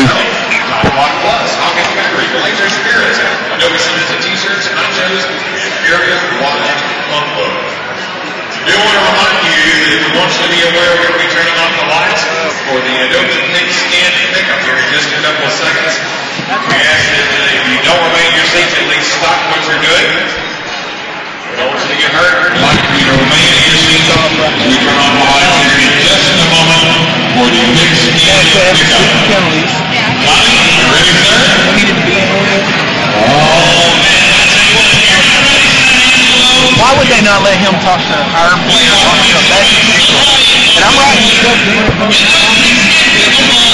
At the touchdown. After the touchdown. And now I got a kick. we are fixing to go completely together. We want you to put your pigskin pickup ball in the back of the bandit's truck in the bucket. Be listening to that number. And if we get your number out, I'm getting told to hold on. That's our there we go. Here we go. 3, 2, 1, drive! Wow.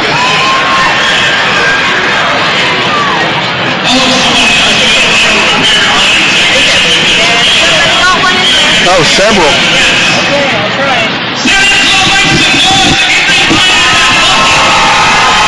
Check.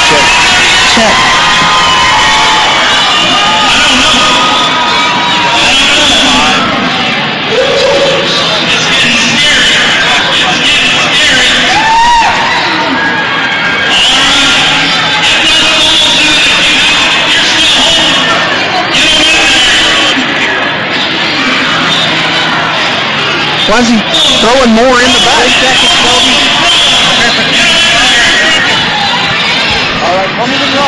I can't hear you. Ready, Toby? Yep. 2, 1. Halftime here at Foster Communications Stadium in San Angelo, Texas tonight. The Amarillo Venom on the road, trailing the previously winless San Angelo Bandits, 34-23 here at halftime. It's been a half of sort of some missed opportunities for the Venom, and then some turnovers that will get wrapped up at halftime. We've been in this spot before, down 28-6 last week, coming on the road and having an opportunity to win. But we'll talk about all that other stuff later. Let's talk about some good stuff. We are now joined up here in the press box by Venom owner Stephanie Tucker. Stephanie, how's your blood pressure so far tonight? Do you really want to know? I think I probably know is the thing. So it's been a crazy week. You know, we talk about these guys, and you love them like your own kids, and you have one that gets called up, and he has an opportunity to go play, and so Nate Davis on the road in San Antonio. Yeah, and it's a blessing. I mean, that's the whole point of the mission of our league is to get the players that want to go to the next level. And Nate knew that. We all knew that it was possible. There's some other guys that are on our team that there's a possibility of them going up. But we really appreciate Justin for sure, and then Kevin stepping in. So it's going to be a good game. There's still plenty of time, and we're a fourth quarter team, so I can't get nervous until fourth quarter. Yeah, and you talk about plenty of time. These guys, I think they like to give you heart attacks on the road here. But a nice environment here in San Angelo tonight. They had a lot of crowd involvement, and that is that's something that we love in Amarillo. We love to keep the crowd involved, and I commend everybody here in San Angelo for all the hard work that they've done. How about, let's talk about, we finally get back at home as they're having a screaming contest real quick here, and it's loud in this Foster Communications Stadium. But how about next week back at home in Amarillo? Tell the fans what we got going on next week. It's actually Ag and College Night, which that's going to be very exciting, and all tickets except for the VIP tickets are $10. I mean, saying all tickets are $10. So that's exciting, and then everybody with a proof of their ticket gets $5 off the concert at Midnight Rodeo. And we also have a pregame concert with Buster Bledsoe starting out at the concourse starting at 6 o'clock. Well, if you haven't heard Buster Bledsoe play, you need to. The guy's very talented. But did you say $10 tickets? $10 tickets, yes, sir. I went to an IMAX movie the other day, and we spent more than that. $10 is cheap. I mean, that's right. Yeah. So we hope to see everybody out next week. The Laredo Rattlesnakes, another team that's been really good here in the LSFL, and it'll be a good ball game, good contest. It will, and that's another, that's a testing of some of the other things that we have going.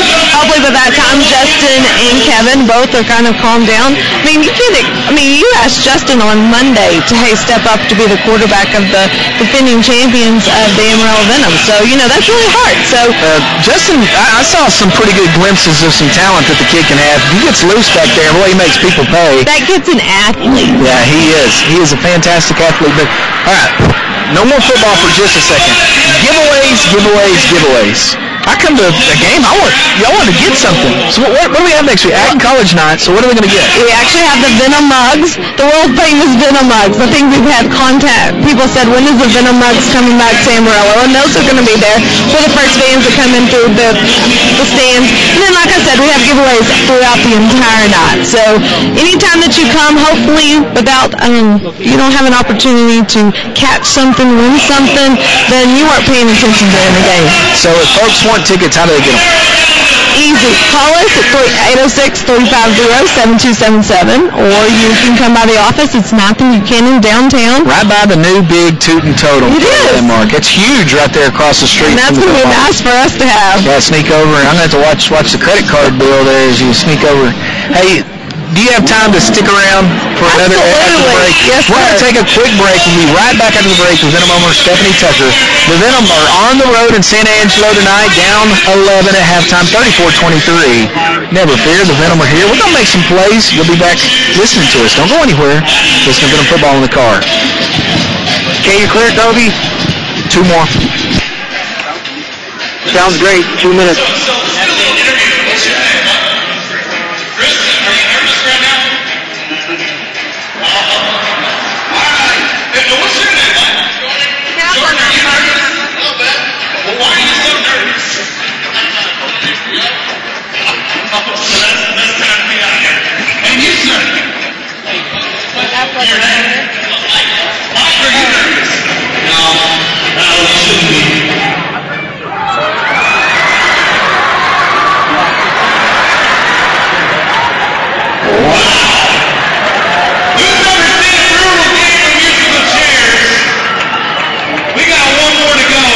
Got to get I'm getting away from it. Let's play some music. What'd you say, Garrett?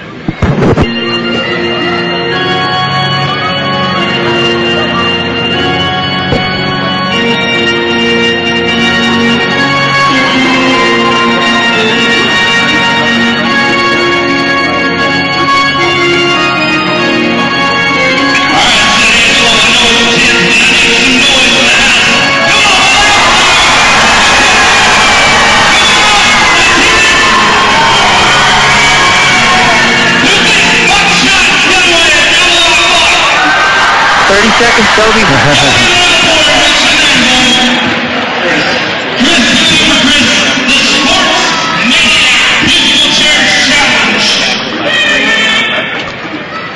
All right.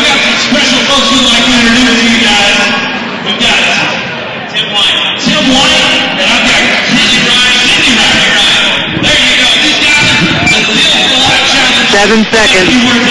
5, 4, 3, 2, 1. Halftime here in San Angelo, Texas tonight, way down in the Concho Valley here, 34-23. The Venom have been welcomed by the Bandits a little abruptly. The guys are getting quite after us, but that's why they created the second half. Isn't that right, Stephanie? I'm joined by Stephanie Tucker, owner of the Amarillo Venom, and it's going to be a long ride home with her tomorrow if we don't come back this second half. You've watched a lot of football. You followed me around when I was coaching, and now you're doing this. I'm following you around. You've seen a lot of games. What are you thinking here in the second half? Again, like I just said, we're the fourth quarter. I have all the faith in the world. The coaches are making the adjustments. That's all how we know. And then we're going to go from it. And then also, again, Kevin and Justin are going to be settled into that position. I mean, everybody keeps on asking me and getting this text and emails. Hey, Stephanie, how are we on the quarterback? We're great. And that's the safe thing that we can say. And we're just going to keep learning and keep working on it, and we'll go from there. And all the way down to basically 4 seconds remaining in the first half. It's a 4-point game. And I think if you told Julian Reese, hey, it's a 4-point game going into halftime, he'd probably take that any day of the week. And that's what we talked about. We said, hey, it's going to be, you even warned me on the way down here, hey, Stephanie, the first half is going to be a little tense. You're just going to have to make sure that they'll make the adjustments and we'll go from there. One of the things that the Venom defense, they've been put with their backs against the wall a couple times, 2 interceptions that both led directly to touchdowns for San Angelo and gave them the ball inside our red zone both times. And it's tough to do that, but we've also missed a couple tackles tonight. We did, but the defense has really stepped up, and they knew that going into this. I remember Coach Reese saying, hey, you got to give the support to Justin offensive-wise, but defense, you're going to have to step up. Even if we do not be able to score, you're going to have to hold those scores. I saw the team goals, and we're still working on those team goals. One of the things was score more than 50 points, which, we've been right there a couple times tonight. And silly penalties, we've got to quit that. We do, and I think hopefully they'll all know. I mean, it's just tense. I think everybody's on the edge of everything that's going on. There's a lot of emotions that we've had in the last couple weeks. Everybody didn't think, hey, football, it's not an emotional game. Well, welcome to the Amarillo Venom. We've had some tough, but that's okay. It's all right. I actually have some text messages from Nate Davis. He wants to know how the team's doing, and he's sending our blessings. And then that's neat to know that he's there pulling for you. So that's awesome. As we're here at halftime in San Angelo tonight, 34-23, 11-point lead for San Angelo. Now they're going to get the ball back to start the second half, and a stop by the Venom defense is going to be key. But what's going to be key is next weekend, next Saturday, Amarillo, Texas. The fan experience is something that you just thrive on in Amarillo. Well, that's the one thing that everybody keeps on saying. And you can't tell this just because Coach Reese isn't listening, I can say it. It's not just about football. Just like here in San Angelo, they're getting a great game. They're getting great things. It's just a great atmosphere. It's a family atmosphere. The fans want to be involved, and they want the best team to win. And everybody stays safe. But I'll be honest with you, Amarillo, I'm a little biased on that. But like I said, it is all about the fans. This whole league is built with the fans, especially in Amarillo. That's what we strive more. Well, one of the fan favorite things that I know from last year, and you've got them coming back. If people missed them, yes, get there. Yes. Belmar Elementary, the Belmar Hula Hoopers are back next Saturday night. You would never think that elementary hula hoopers would have been the crowd of favorites that people call. I mean, it is really a cool thing. Actually, it probably, a lot of people didn't want to leave to go get their halftime concession stands, but I'm just telling you, it was a great show. And we have a lot of new things. Actually, one of my hometown elementary is coming to sing the national anthem, and that is one of the things that we are blessed with in the Amarillo Venom, community, is that everybody, it's not just the Amarillo team, it's the whole Texas Panhandle, and so we're involving all the schools from all the way around. Well, talk to me real quick. People talk all the time how, if they want to get involved, if you have a product, if you sell, we throw thousands of dollars worth of products in the stands every game, but if you have something that you want to expose to, how do they do that? That's one of the things that San Angelo is doing a very good tonight, is they're just saying, hey, the first person that can come and show me a purse gets actually a gift certificate to a local boutique. There's just different things, and that's the same thing that we do. So if there's something that we can help you out, I'm a small business owner other than the Venom, and I know that we want to support the small businesses, the big businesses, anything that we can do to help expose your team in a positive way. It's just a great atmosphere. How many times can you get in front of 3,500 people that are from all over the Texas Panhandle? And expose your product. We want to help you do that, so that's awesome. Steph, you have time to wait through one more break. So you come back and wrap it up. 34-23, the Venom Trail here in San Angelo at Foster Communications Stadium tonight. Don't go anywhere. We're about to wrap up the halftime show, the Fun Family Fitness halftime show here on the call. Hungry for piping hot pizza? Are you clear, Kobe? 2 minutes. Sounds great. Well, we pulled out a name from somebody who registered. Kim Weeks, come on out here, bud. This is Kim Weeks. Not a chance. Kim is going to be taking They're doing a great job. Kim, tell me, are you a little bit nervous? Just a little. Have you ever taken a film? You don't have to reveal all your secrets. In high school, okay. So, let me get this straight. You got $5,000. You're going to hold the football, and Kim's going to kick it into that field goal. That's great. We're doing that right here. Right here in the 20-yard line. All right, so I got a question to say here. So, who over here thinks that Jody's a little bit crazy for giving away $5,000? My better question is, who over here thinks Kim is going to make this field goal for $5,000? You guys got to get better than that.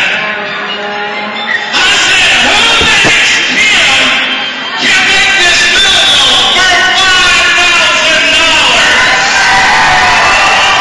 All right, San Angelo, complete silence.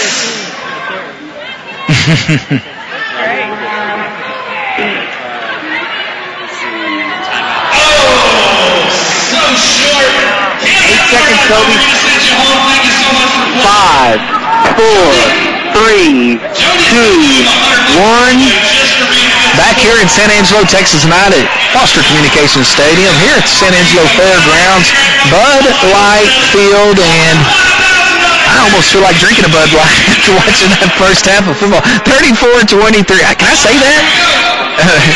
Stephanie shook her head. No, I can't say it. 34-23, the Venom Trail. Down by 11 points, but, we're a second-half team as I'm looking down in the tunnel. The Venom, they're already up and ready and moving around and getting ready to come back on the field. But we're talking about April 20th, back in Amarillo, College Night, Ag Night. Ag Night's something I know you're proud of, being a farmer's daughter. Absolutely. And then, that's something that is very crucial to the Texas Panhandle. So, we want to honor all the people that do work so hard. And then also, I hope everybody remembers that it is Plato's Closets always offers $5 tickets for college students. So that's cheaper than a movie. That's a good date. So we really appreciate our sponsors, Plato's Closets, for allowing us to do $5 tickets. It's awesome. But you know what else is awesome? You've got a couple great ways people can find out about what's going on. Number one is your website, www.govenom.com, but your Facebook side, a lot happens on there. Our Facebook is very active, and then also you have the text messaging too. So you need to sign up for that, and you get updates and also you get a free ticket if you go ahead and register for the free updates on your phone, your iPhone, your Android, whatever's easiest for you. Well, that's awesome, and so go out to your Facebook page, facebook.com/Amarillo Venom, and there's a lot of ways, we get a call all the time, how can we get free tickets? You hear that a lot, and we sell a lot of tickets, but we like to give some away too. A lot of great ways to do that on the Facebook. Actually, KTNC, along with Sonic, are giving away 200 tickets Sonics next week. We're actually going up to Dumas. We'll be at Sonic on Tuesday from 11 to 1. And then we'll also be on Thursday at Tascosa Road Sonic. So we'll be giving away tickets at all of those events from 5 to 7 at Tascosa Road. And then watch your Facebook page for other things. Absolutely, especially Thursday trivia. You know, we appreciate our sponsors, and I'm looking around Foster Communication Stadium here, and one of their sponsors is Rooster's Chicken and Ribs, and that makes me think of one of my friends back home, Rooster Cogburn, Rooster Ray Cogburn. It's his birthday today, and I am just so proud to be his friend and get to hang out with that guy. So Rooster back at home, nothing but love for you, man. Nothing but love for the Venom either. We're almost through the halftime show, about a minute and a half remaining. We're going to take one more time out, catch our breath, and when we come back, it's Venom versus Bandits for the second half of action. 34-23, the Venom trail, but you're listening to Venom Football on the card.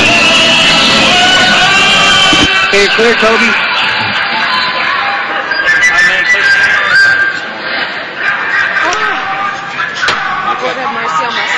Yeah, we got to settle down in right here. We've got to have a stop right here. You want to go out to the 30? No, 2 minutes. Okay. How bad was the late hit on Johnson? I didn't see it, but why can our coach not go check on his play? Nobody's playing dead. I know. I mean, I even went down there. I was like, he's not moving. All right, we picked up the Big Skin Pick'em winner. About Michael Kidd. Miguel I'll Rios. need it back in a minute, though, to keep my... Have it. You need it. No. Go ahead. Get charged. Jeff Shaw. You guys all need to go to the Big Skin Pick'em table. Michael Kidd. Miguel Rios. Lonnie Green. I'm so hungry. Thomas Vaughn. Louis Trago. And Jeff Shaw. All go to the Big Skin Pick'em Will you get me table. water? Yep. Okay, when I ran up here a while ago, I almost died. 30 seconds, Toby.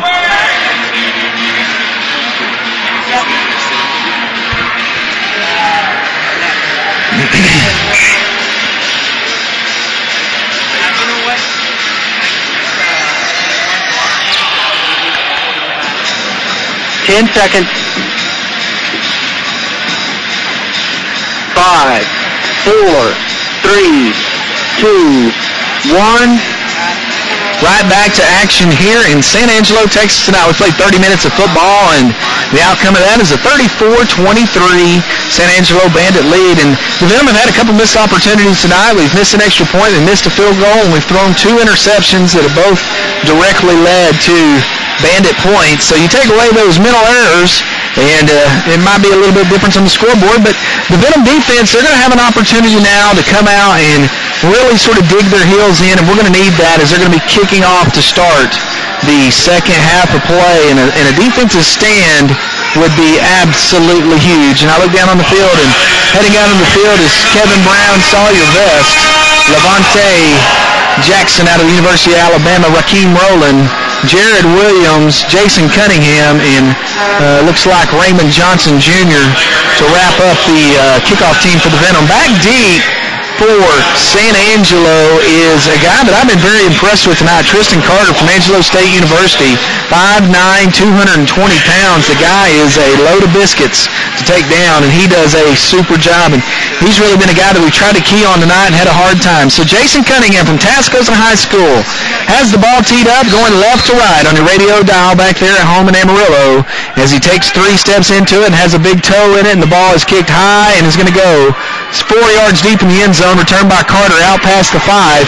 He's tripped up at the 10, and he's still on his feet, and he's still going, and finally tripped up by Levante Jackson after a nice gain all the way out to the 24-yard line, and that's not quite the start you wanted for your special teams guys there. We just missed a tackle. And Carter is just absolutely a load, and probably one of the most impressive players I've seen in the Lone Star Football League this year, Tristan Carter out of Angelo State University. So the defense for the Venoms back on the field, and here comes Craig McClellan, quarterback out of Washington, University of Washington, Oshkosh. Say that fast 3 times. to get the second half underway here. 14:40, just underway in the second half. Twin receivers on the right-hand side, and the motion man is going to be Tidwell.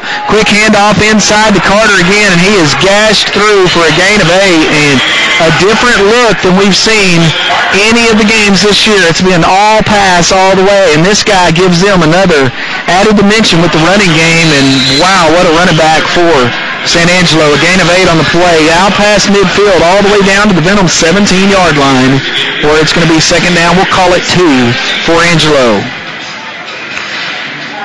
Carter is the lone setback. Twin receivers on the left-hand side. Craig McClellan, the quarterback for Angelo. He has the snap. The ball's on the ground. It's still on the ground, and it's still rolling around and pops out past the 20-yard line where Carter is able to jump on it and get on it, and it's going to be a loss of, call it, 3. And the Venom miss an opportunity there, and San Angelo, the folks in here, can take their breath again because they all held it as that ball was rolling around on the carpet here tonight. You know, you see the turf that we use now for the National Football League and even some of the colleges and high schools. The turf in the arena game is not your field turf; it's the actual AstroTurf, and the ball hits and starts bouncing all around. And that one just fell into the hands of Tristan Carter. 3rd and 5, big play here early in the second half of play as McClellan under pressure, and it's Levante Jackson who pressures him and makes a nice play. The ball's going to be thrown about 17 rows up into the stands, and good job, Levante Jackson out of the University of Alabama with the pressure that time, and now a humongous 4th down for the Amarillo Venom defense. Coach Danny Snyder. Now, Levante came free and, had the pressure on, but he didn't get his hands up, and Danny Snyder, he's telling him, man, you're 6'5", get your hands up, and you knock that down. Huge 4th down under the 13-minute mark. The Venom trail by 11. So here we go. Early in the second half, and there's going to be some plays that you look back in this ball game that are big ones, and you've got to think that this one right here is the first of those. Twin receivers on the left-hand side, McClellan. He's the quarterback. Lazy snap, and a wide-open receiver in for a touchdown over the top of Kevin Brown, who's been eat up all night long. And that's not the second half that you'd like to start with, as Brown just flat-out gets outran, and it's a wide-open touchdown for number 7, Garrett Tidwell of the Bandits. And it's a nightmare start to the second half. Now down by 17 points, potentially 18 here. And you can't have drives that you don't score. And Venom are going to be faced to go a little fast-paced offense. Kick goes through, and it's good, and a penalty flag comes in as Anthony Clark had a wide-open path to block that kick, and the penalty comes in. They're going to be holding on San Angelo, so we're going to kick it one more time. So they're going to back it up, looks like 5 or 10 yards here with the holding, and as narrow as these goalposts are, and we talked about, just points are huge and going to be huge in this game. This is a 17-point right here. If we can keep it at 17, it's a 2 scores and a field goal to tie. So that just gives you some breathing room. The ball's going to be spotted on the 19-yard line as it's going to be Shane Rundell, who plays defensive back, set to kick. Here's a huge extra point now. Kicks down, up, and he nails it. Nice kick by Rundell, and that's a big play there. It's the 41-23 lead just at the 11:53 mark here in the third quarter. You're listening to Amarillo Venom football on the car.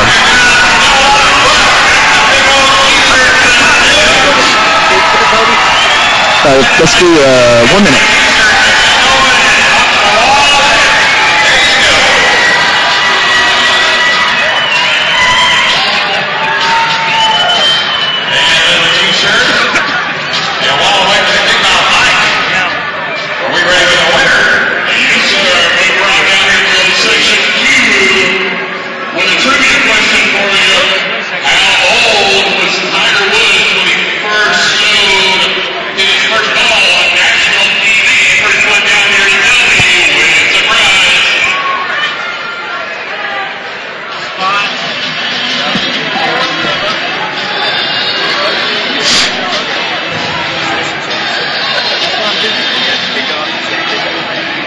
Seconds. 5, 4, 3, 2, 1. Rundell set to kick for Angelo, and he puts his right foot in it. The ball bounces at the 5-yard line, and 4 yards deep is Raymond Johnson Jr.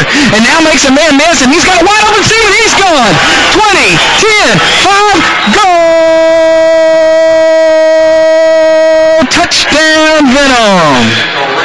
And just like that, we talked about him to start the second half. Raymond Johnson Jr. brings it back 57 yards for an Amarillo Venom touchdown, and now Cunningham's kicks are huge. Kevin Laughlin walks out, puts his left hand on his helmet, says, "You got this, man." And that's how you answer right back. Jason Cunningham set to kick. 41-29 now the lead, and this will make it 41-30, and now penalty flags fly, and it's going to be an illegal defense against San Angelo, and I doubt that we're going to want to move it up. It's a perfect spot for Cunningham. He says, "Let's kick this thing." Raymond Johnson Jr. took the ball. He made one man miss, and then he was wide open spaces as he cruised 57 yards for a touchdown, and it was like a balloon popping. The air went out of this building right there, and that's the momentum we need. And Coach Reese, as the ball now is going to be spotted on the 1-yard line, is going to go for 2. Huge penalty there, because instead of it being an 11-point game with the kick, this makes it a touchdown and an extra point away from a touchdown and a field goal away from being a tied ball game. Now, enter Justin Johnson, who was injured in the first half. He gets a nod. 2-point conversion coming. Venom Trail 41-29. Motion man's Doug Williams, and it's a handoff to Doug, and he's going to be tackled short of the goal line. Doggone it, we had a chance there, and Doug came from the motion man, got the handoff, sort of stutter-stepped, and the linebacker came and made the play. Big number 41, Benny Shepard from Bryn Junior College with the tackle, but nonetheless, the Venom get points on the board. 41-29, 11:21 remaining in the third period. Things up, Venom Nation. We can do this. Don't go anywhere. You're listening to football in the car. 2 great stations, 2 great sounds. I'm enjoying this. Stay patient. You clear, Toby? 30 seconds.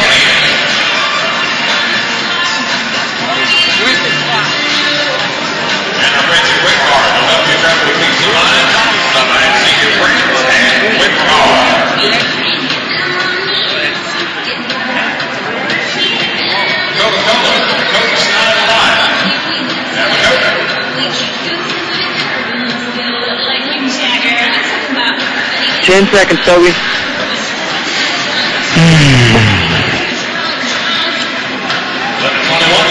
5, 4, 3, 2, 1. 41-29, the Amarillo Venom Trail here on the road in San Angelo, but points fast is what we're going to need now. Kicking off is Jason Cunningham. Steps into it, puts his toe in it, and it's going to be Carter taking it on his 3-yard line. Carter has been dangerous, and he is going to be blown up by Raymond Johnson Jr., the guy who just ran the kickoff back, is going to make the tackle at the 11-yard line just when it looked like Carter was going to squeeze through and go score almost there. Raymond Johnson comes in and takes him out right at his shins. Now the Venom defense has got to rise up right now. We need stops. We need turnovers. And that's something that San Angelo, give credit where credit is due, has not done tonight. They have not turned over the football. 41-29, 11-10 remaining in the third quarter. Dixie Wooten, the head coach of the San Angelo Bandits, has the play called to Craig McClellan out of the University of Washington. Oshkosh. I like saying that. McClellan under center. The motion man is going to be Tidwell, and it's going to be a handoff once again, and Levante Jackson is going to have him a tackle in the backfield. Nice, quick handoff that time to Tristan Carter, and the Venom have decided we're going to shore that up. Nick Watts also in on the tackle that time. As it's going to be second down now for San Angelo. 10:30 remaining here in the third period. 41-29, the Venom Trail. But we've been known to be a second-half team all year long. Brown, Ron Evans Jr., Sawyer Vest, the defensive backs for the Venom. Shotgun formation from McClellan. He's got the ball. He's looking. He's going to throw it deep, and it's going to be coverage by Sawyer Vest, and it's knocked away. Intended that time for number 3, Matt Washington. And Vest with the good coverage, and the ball is knocked away at the last second, and it's going to be third down. We talked about it on the previous drive, and we let them sort of have a second chance. But now it's third down with the ball spotted all the way back to the San Angelo 12-yard line, and we need that defense to rise up here. Be interesting to see if we can hold them right now, if they'll go for it or try to kick on fourth down. Washington, going to be the motion man. Trip receivers on the left-hand side. Lazy snap back. Anthony Clark applying pressure. Makes him miss, and then Jared Williams with the sack. Anthony Clark came free on the right-hand side and sort of knocked the quarterback back, and then Jared Williams came free from his MAC linebacker position, and it's going to be a sack in the backfield and a loss of looks like 5 yards, and now it's decision time for Dixie Wooten, as it looks like he's going to trot on his field goal team again. And now Johnson Jr. is going to be standing back in his end zone with an opportunity to return this. But remember, earlier in the ball game, the Venom blocked one of these down here and ended up with a touchdown. Under the 9-minute mark of the third period, Rundle set to kick from his goal line. The kick, it's down. It is not going to be, and it is. He nailed it. Wow. What a kick. It was a line drive from Rundle, and give the young man credit. He just made a 58-yard field goal in the arena game, which is almost unheard of. What a kick in a huge swing, because the Venom defense had just held on defense, and then Rundle drills it. We'll take a quick timeout. 44-29. Field goal good by Angelo. You're listening to Venom Football in the car. Take it clear, Kobe. That guy drilled it. He drilled it. 57 yards in the arena game? My gosh. Is it dead? You take it. I don't need it. I'll tell you when I do. 10 seconds, Kobe. You got time for another 30 if you want. Okay. If you got her.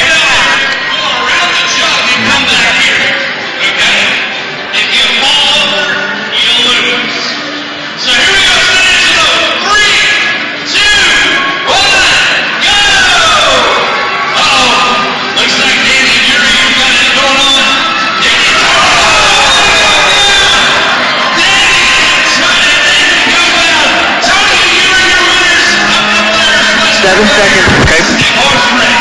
5, 3, 2, 1. 44-29, San Angelo with the lead in a 57-yard field goal that time by, Shane Rundell. And I mean, give credit to the young man. He absolutely drilled it. The ball didn't get off the ground very much, but it had plenty of leg. And, earlier in the game we were able to block that one. We didn't send a heavy rush that time, and I mean, he drilled it, and that sort of took a little air out of our sails. Now, Raymond Johnson Jr. back deep, and Rundle kicks off, and it's going to go right to, Alex Watson makes an amazing catch past midfield. He's on his feet. He may score. He's going to 5. Goal! And a penalty flags come down everywhere. Let's see what the call is. My goodness, if this penalty goes against Amarillo for something silly, I will have to restrain Stephanie Tucker. Silly penalties will kill you on the road. And Alex Watson just made an unbelievable catch on that and ran it back for a touchdown, and it looks like the penalty is going to go against Amarillo. You cannot have self-inflicted gunshot wounds, especially on the road. And there's 2 penalty flags down after Alex Watson returns it. We'll call it 35 yards for a touchdown. And then, here we go. Let's see what the call is. Coach Reese is still asking if it's a touchdown, and it's liable to be after the play. Still trying to sort it out. 8:44. The Venom have ran back their last 2 kickoffs. Now Anthony Clark puts his hands up in the air saying touchdown. And let's see what the they're going to call holding on Jared Williams.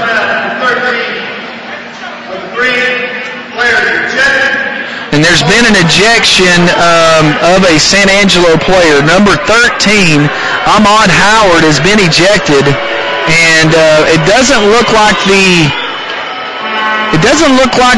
points are going to count. The Venom are going to have the ball at the San Angelo 20-yard line. but an ejection of Ahmad Howard, 6'4", MAC linebacker out of the University of Texas, and now it makes you wonder what just happened. I didn't see it out. I mean, I knew that we probably had a penalty with the holding. Doggone it, you can't do that.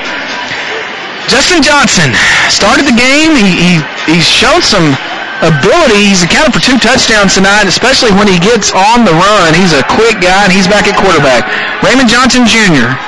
looking. Johnson looking, still looking. Now flushed, and it's going to be a holding call against Amarillo. The pass is going to be complete to Doug Williams, but holding against Amarillo, and they're going to back us up. And once again, we talked about it. You cannot have penalties on the road. Wow. So it's going to be a holding call against Amarillo, which will be a 10-yard penalty, and it's going to bring up first down again and 20. Penalty's going to be called on the center, Ricky Padilla. And Padilla, nice, strong, good-looking center out of Eastern New Mexico University, and we're glad to have him part of the Venom Nation this year. And the Venom, now the clock starts to become a little bit of a factor. We're under the 9-minute mark, 8:21. The clock is running, 44-29 they trail. We have to have points, but, you know, when you've got a new quarterback, you're not getting to run a lot of fast-paced offense stuff. It's taking a long time to get the play in, to get the play set, to get the play run, and now there's confusion as Doug Williams, quite frankly, doesn't know where to line up, and the play clock's down to 5, and Coach Reese has to burn a timeout. Confusion for the Amarillo Venom at the 8-minute mark. We'll take a timeout with them, 44-29. You're listening to Venom Football on the car. So Silver clear, Kobe. Your Lucky Equipment Ministry, greetings from the last long seminary sponsor of our big hit of the night. Equipment Ministry, a division, in San Angelo, your division. 7:59 on the time clock was scored. Bandits hitting 44-29. 10 seconds. Here comes the T-shirt. 5, 4, 3, 2, 1. Just under the 8-minute mark here in the third period of play, and the Venom trailed 44-29 on the road in San Angelo tonight. In a back-and-forth game, it's been a couple of silly turnovers and silly penalties have really been the Achilles heel of the Venom tonight. Is they're on the road in a pretty good, hostile environment, impressive environment here in San Angelo. Motion man is Johnson on the left-hand side. Justin Johnson now looking, plenty of time, still looking, throws to Doug Williams, and it's going to be incomplete, and Williams, the defense is wanting a pass interference call on Williams, and I've yet to see Doug Williams get up as he went into the wall hard. Doug Williams was down on the goal line, slow to get up, and Anthony Clark comes into the game to give him a breather. Justin Johnson, the one thing that he does is create a lot of time and a lot of space back there. He's a different type of quarterback than Nate Davis. Davis definitely the pocket passer, and Johnson's more of your elusive, get loose and run type passer. Now, early in the game, he made some of those runs, and now it looks like Alex Watson comes in and calls the play, but now he's sort of a little gun-shy on those runs. As once again, the play clock all the way down to 6 seconds. We're using an awful lot of time in between plays. Johnson dropping, looking, still looking. Has plenty of time. Throws it across the middle of the field. The ball is incomplete, and that looked... Wow, that was some confusion that time for the Venom as Johnson, he pump faked it about 4 times, and now that clock becomes a factor. We're going to have to pick up the pace here if we're going to get back into this ball game tonight. Under the 7-minute mark. It's almost taking us a minute in between plays. 6:40 remaining on the clock.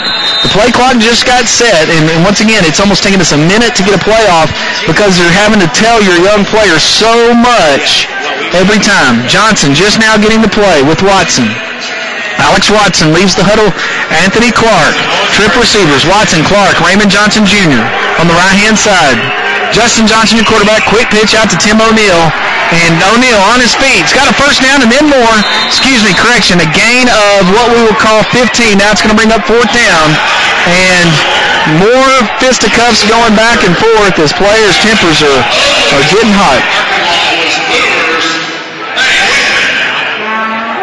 Coach Reese goes and he's asking one of his players, what in the world are we doing for pushing and shoving as it's now 4th down Venom, and Jason Cunningham comes on, and this is a must-have points situation. Cunningham struggled tonight, missed one extra point and missed a field goal to go into halftime that sort of let the wind out of ourselves. And now he's setting up for what's going to be we're going to call this a 32-yard field goal for Jason Cunningham. Out of the hole to Kevin Lachlan, going left to right on your radio dial. Must have points right here. Kicks up and no good.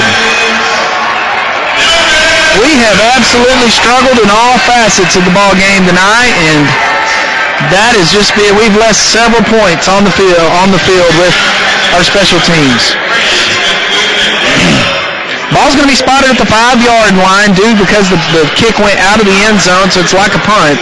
But you hate it to see when you got a young kicker that misses a couple, and you can tell his confidence is a little bit shaken, because you may have to have him here in the middle towards the end of the game, but boy, a huge miss there, as that would have cut it back to an 11-point lead. And you just can't win on the road when you make missed opportunities.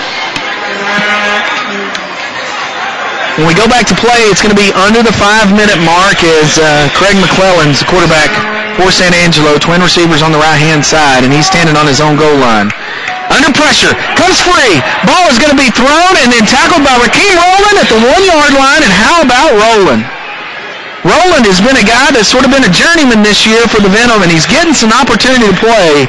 Shotgun formation that time, and I mean the pressure came, and good job by Craig McClellan getting the ball out, but wow, he was under duress. Levante Jackson, Anthony Clark, and Jared Williams were bringing the thunder that time. Second down, ball's going to be spotted on the 4-yard line. The defensive backs need to make a stand right here. The Venom defense needs a big play, an interception, a turnover. No turnovers so far tonight for Angelo, and one would be perfect right now. Twin receivers on the right-hand side. Once again, heavy pressure coming. He scrambles. He's out of the end zone. Throws back across his body to a wide-open man who's going to score a touchdown. Ron Evans Jr. with the coverage that time, and they're going to call him down at the 1-yard line, and they're making us look silly in San Angelo.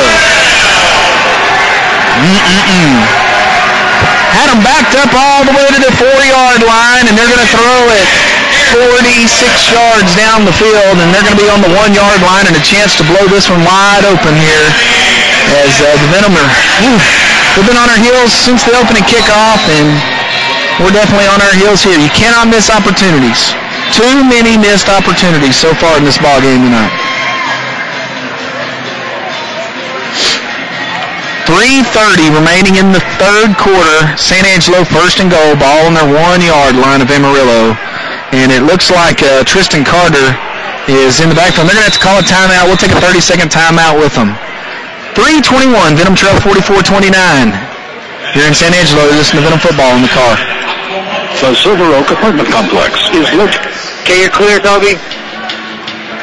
Thanks.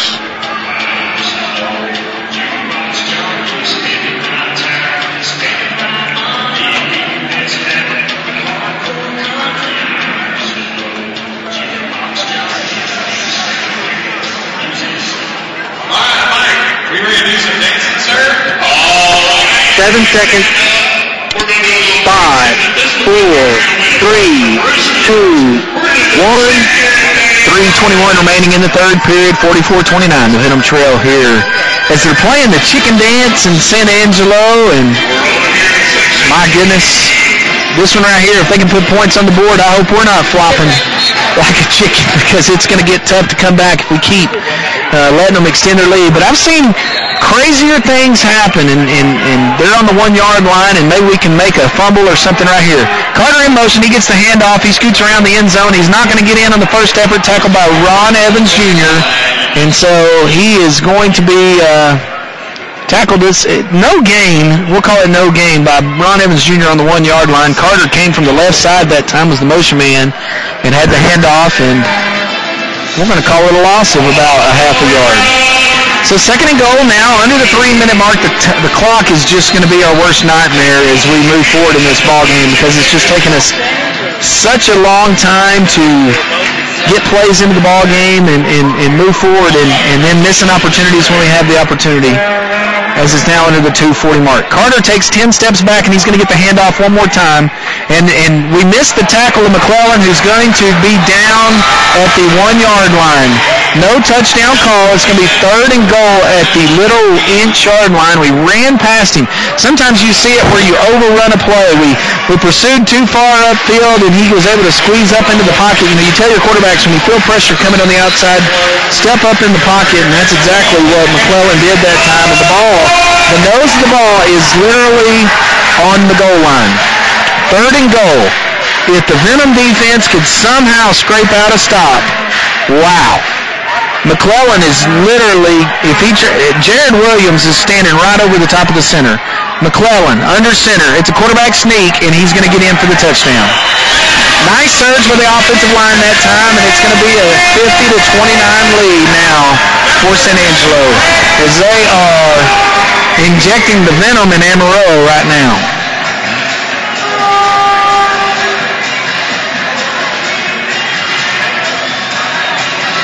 1:51 remaining in the 3rd period, and now the guy that has a monster leg, Shane Rundell, made a 57-yard field goal earlier in the game tonight. Now set to kick an extra point. He's missed one, but my goodness, after drilling that 57-yarder, your confidence has to be up, and he kicks it. He slips down, but he nails it.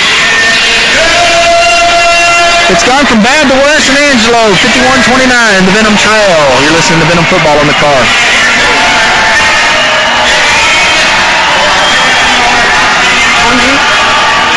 Clear, Kobe. Go a minute here. They're going to do an on-field promotion.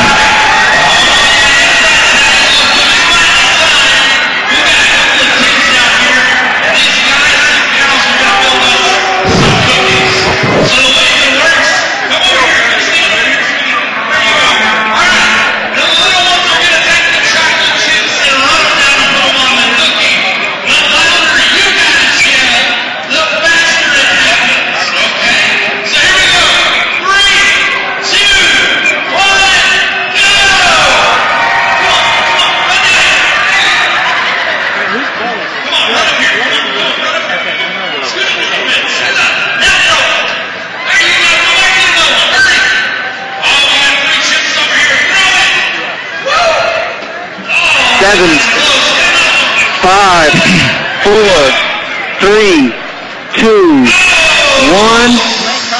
51-29, the San Angelo Bandits lead the Amarillo Venom here at Foster Communications Stadium in San Angelo, Texas. And less than a minute and a half remaining in the 3rd period, and there's been some glimpses of some just exciting stuff from the Venom, and most of it's been right here, and that's kickoff return, which is a bad sign when you're having that many opportunities to have kickoff returns. Twice this half we ran them back for touchdowns. One, Raymond Johnson Jr., which did count. The other one from Alex Watson was called back on a holding call. But the only points the Venom have been able to generate tonight is on the special teams here in the second half with the kickoff returns.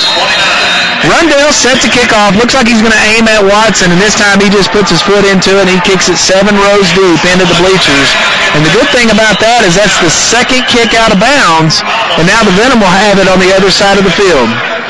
That was a rule implemented last year to prevent teams just from kicking it out of bounds, out of bounds, out of bounds. And there was one, if you remember, right before halftime that went out.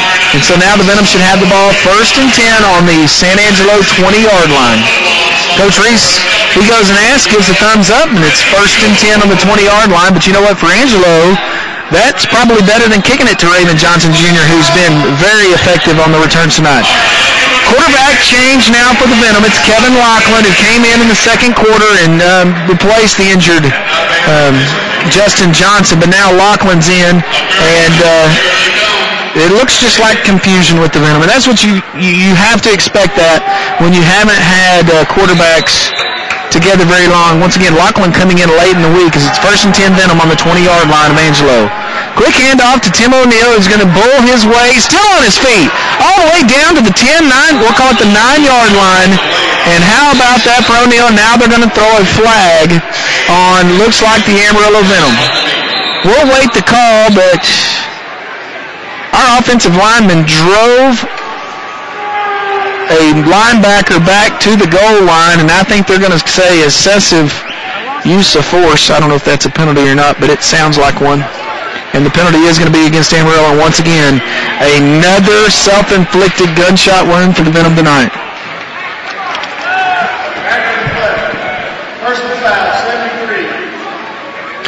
It's going to be a personal foul on Eric Waltz, and the end result's going to be after the play, so it's going to back it up all the way to the 20-yard line. O'Neill gained 10 yards, and so he gained...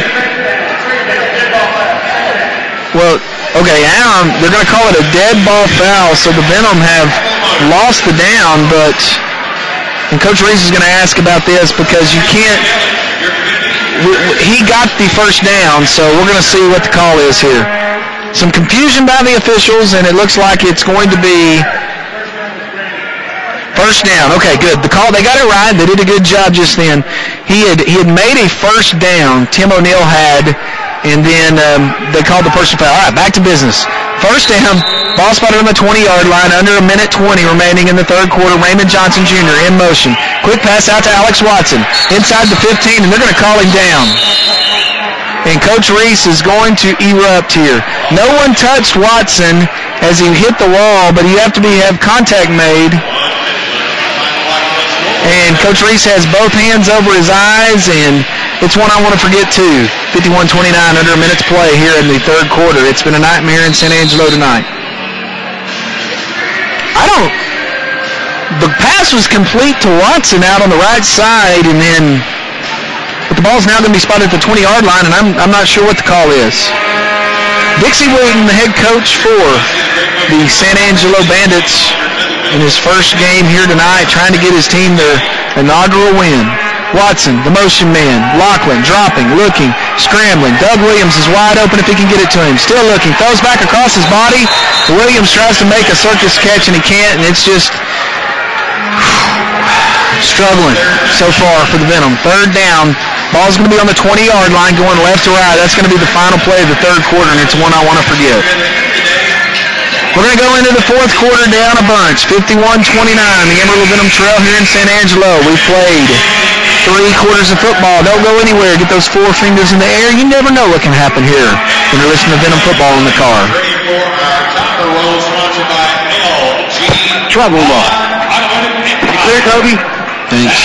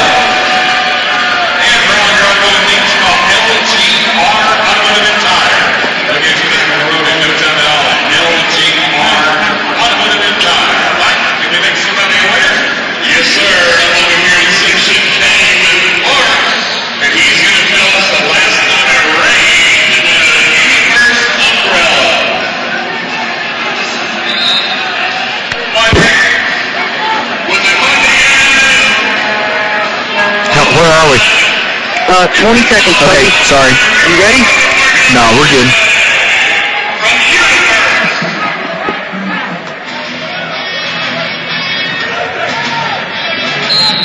Ten seconds. Okay. 5, 4, 3, 2, 1. Right back to action. A quick pass out in the flats to Anthony Clark, who is going to battle down to the 10-yard line, and the ball comes loose, but there's a penalty flag down. It looks like it's liable to be a face mask against San Angelo, and Doug Williams points that way. I just got through talking to somebody up here in the press box saying maybe we can get the ball in the hands of our playmakers and let them go make some plays, and that was almost disaster as the ball came out, but Anthony Clark's going to have the ball inside the Coors Light red zone down to the 6-yard line, and then after the penalty even further, as we've got to have points and we've got to have them now. 51-29, the Venom Trail. It's going to be a personal foul face mask, and it's going to be half the distance to the goal. So take away the fumble, and the ball's going to be spotted at as the ball comes back into play. Looks like it's going to be on the 6-yard line. So quick action and quick points is what's going to happen here for the Venom as they move the ball after the penalty to the 3-yard line. Taking a long time to get plays in. It's just taking too long. Lachlan standing with Coach Reese still. The clock's still running. We're going to have to get a little urgent here as the Venom, and once again, understandably so with new quarterbacks coming in. Ball's going to be spotted at the 3-yard line. Watson in motion. Heads right up there. He's got a kick out. He's got a handoff, and he's got a touchdown. Alex Watson was the lone receiver on the left-hand side, came through motion, and he is going to score. 51-35. The Amarillo Venom have cut the lead right at the 14:27 mark here in the fourth quarter. Big kick coming from Cunningham right now. 51-35. Let's make it 51-36. Keeps it a 2-score game. So Jason Cunningham, who struggled tonight, he's missed an extra point and 2 field goals, and he needs to make this one to get that confidence back under him. Kevin Lachlan, the holder. Out of the snap of Tim O'Neill. Here comes the snap. It's back. Bobbled snap. It's down, and he kicks it. It's good. 51-36. The Venom with 14-14 have cut back into the lead. You're listening to Amarillo Venom football on the car.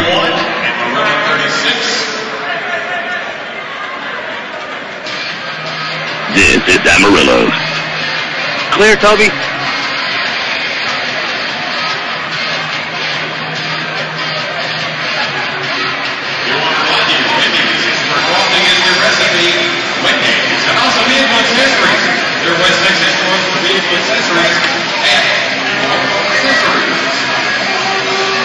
Got to make a stop right here.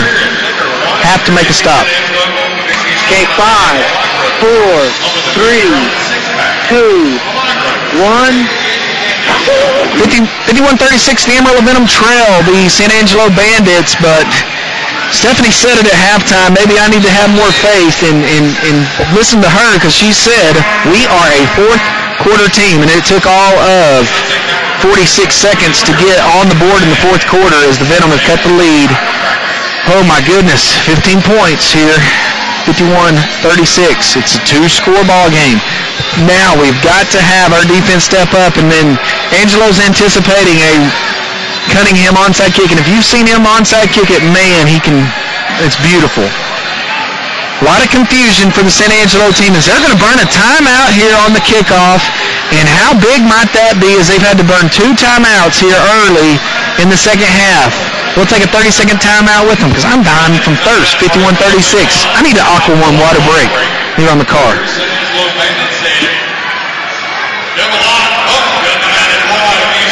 Okay, clear, Toby.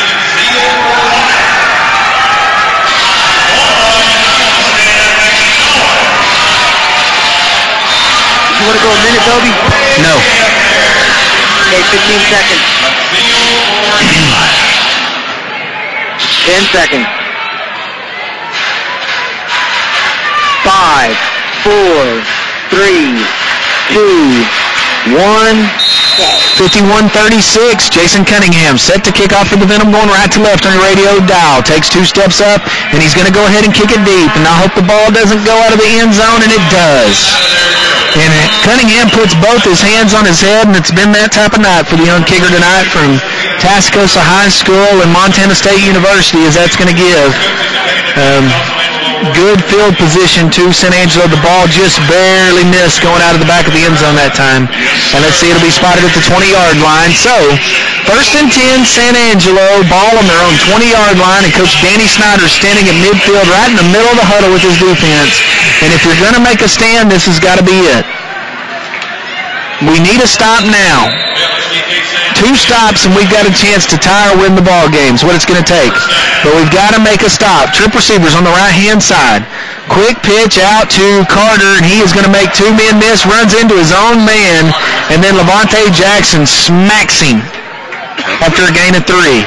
Tristan Carter is an exciting running back out of Angelo State University. The guy can flat out play football. Very impressive. 5'9", 220. He is a load of a man to take down, and he is shifty. Now, Coach Dixie Wooten and his Bandits have sort of hit the brakes. They're going to take a little more time and milk that play clock as we're under the 14-minute mark, 13:29. Here in the fourth quarter with the Venom trailing by 15, 51-36. Twin receivers on the left-hand side. Now the motion man is Washington. Heads all the way from the right to the left. Jared Williams misses a man, and now a wide open receiver in the middle of the field as the pass is caught with the coverage by Ron Evans Jr. Kevin Ferguson is going to come free, and it's a first down for the Bandits. The Venom have to have a stop here. They cannot allow points. It's as simple as that. Plenty of time to throw the ball that time. Big number 92 for Angelo goes 6'2", 330. That's a lot of man right there.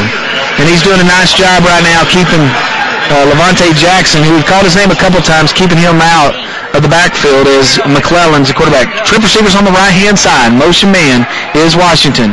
Quick drop. McClellan looking, finding a wide open Washington, and wow. Mass confusion of major proportion that time is somebody didn't go with their man, and it's a touchdown for San Angelo, and they continue with, you got to have stops. The good thing is they scored fast. The good thing is they scored fast. The quicker they score, the better it's going to be for Amarillo if they're going to score, because we at some point have to match touchdowns and then have two stops, as the extra point by Rundle is good. 57-36, the Venom trail by 21 points. 3-touchdown lead now for Angelo, who listens to Venom football in the car.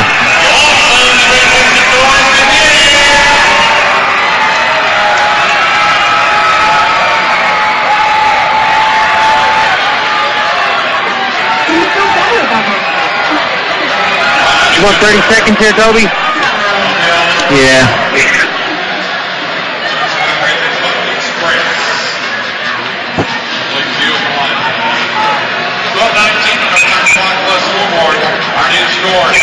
In seconds.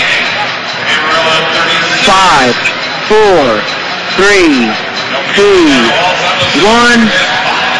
58-36, the San Angelo Bandits lead the Amarillo Venom with 12-19 remaining in the ball game, and the Venom have got to score and got to score quick.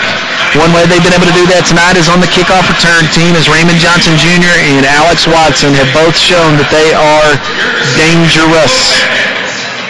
Rundle set to kick off for Angelo. He'll be kicking it left to right on your radio dial. He's got his right hand up in the air, and now his right foot into it, and it's going to bounce around, and Tim O'Neill is going to have it at the 25-yard line, and he'll fall on it right there. The ball was a squib kick, and they know better to kick it deep to those guys anymore at the 12-14 mark. I wouldn't kick it to either one of those guys either. So, here we go, Venom offense. Now back to Kevin Lachlan in the ball game for the Venom at quarterback.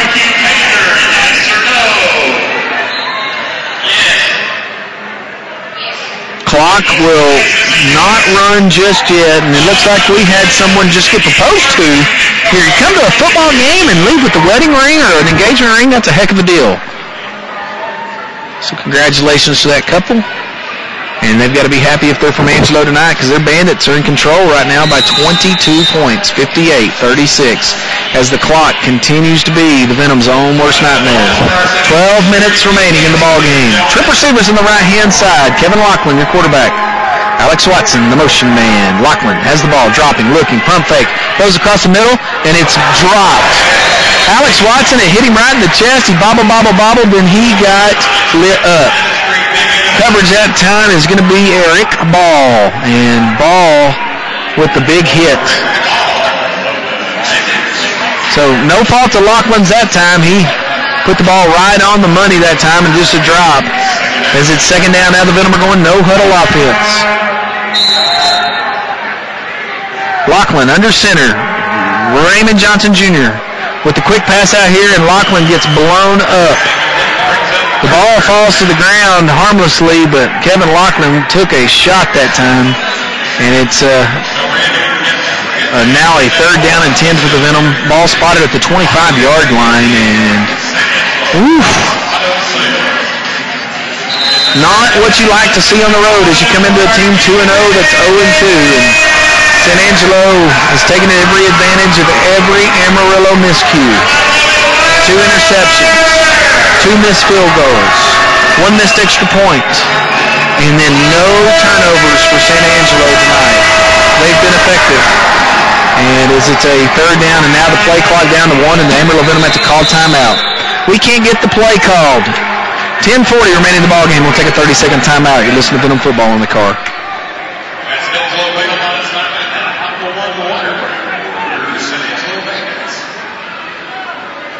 We want to remind you, make sure to join us in the VIP Crown Lounge, catered by Nacho, right after the game.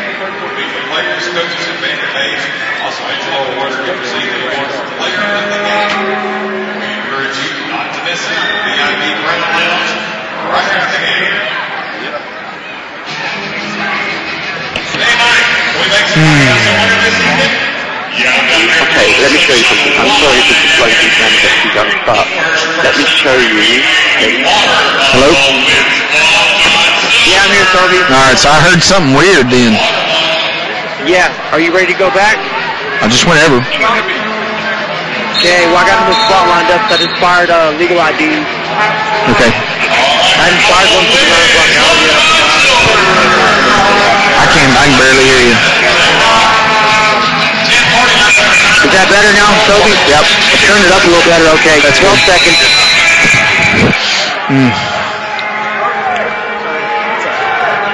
Five, 4, 3, 2, 1. Right back to action here in San Angelo as the Venom trail 58-36, but we are going to get a 5-yard penalty for defensive offsides that time. So now a manageable 3rd down and 5 coming out of the Venom timeout. Coach Reese looking at Kevin Lachlan.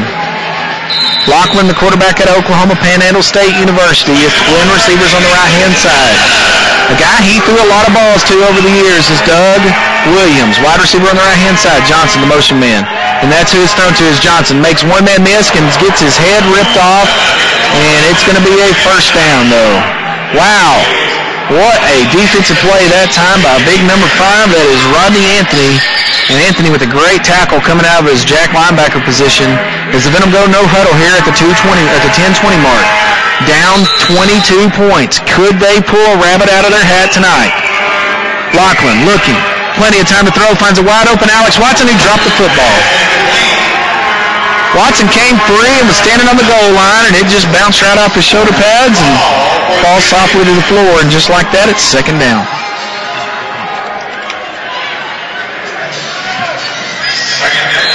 Under the 10-minute mark here in the 4th quarter, final period of the ball game, 58-36, the Venom trail. Lachlan under center, and another whistle blows, and we're going to see what it is.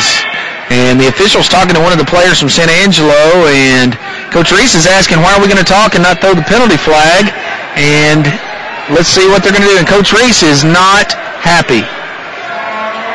Something's going on. One side's pointing at somebody, and somebody else is pointing at somebody else, and it's going to be an illegal defense called, which will be a 5-yard penalty for the Venom, so that's big.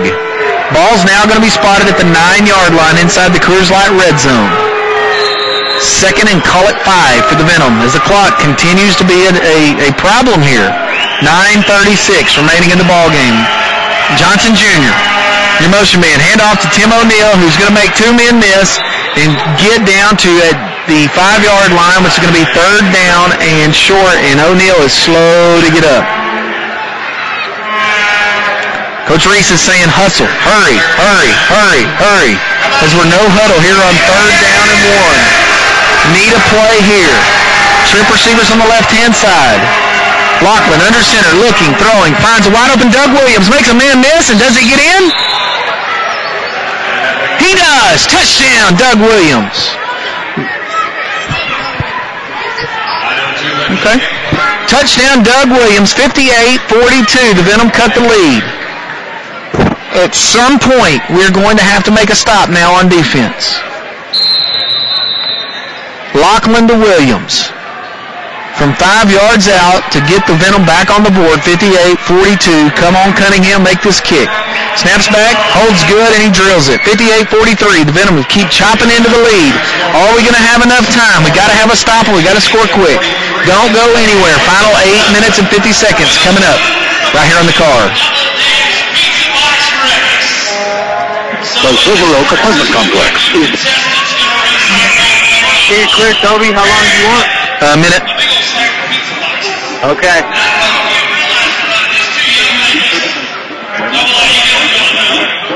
These two young ladies are going to try their hardest to go all the way down here, around the bend and base, and back to this 20, and beat the block up. So here we go. Make some noise in 3, 2, 1, go! What? Wait a minute! You wait a minute! What is this? She's still beating even now. Give it up. What does she say, young lady? Alicia, y'all give it up for Alicia. 15 seconds, Toby. Okay.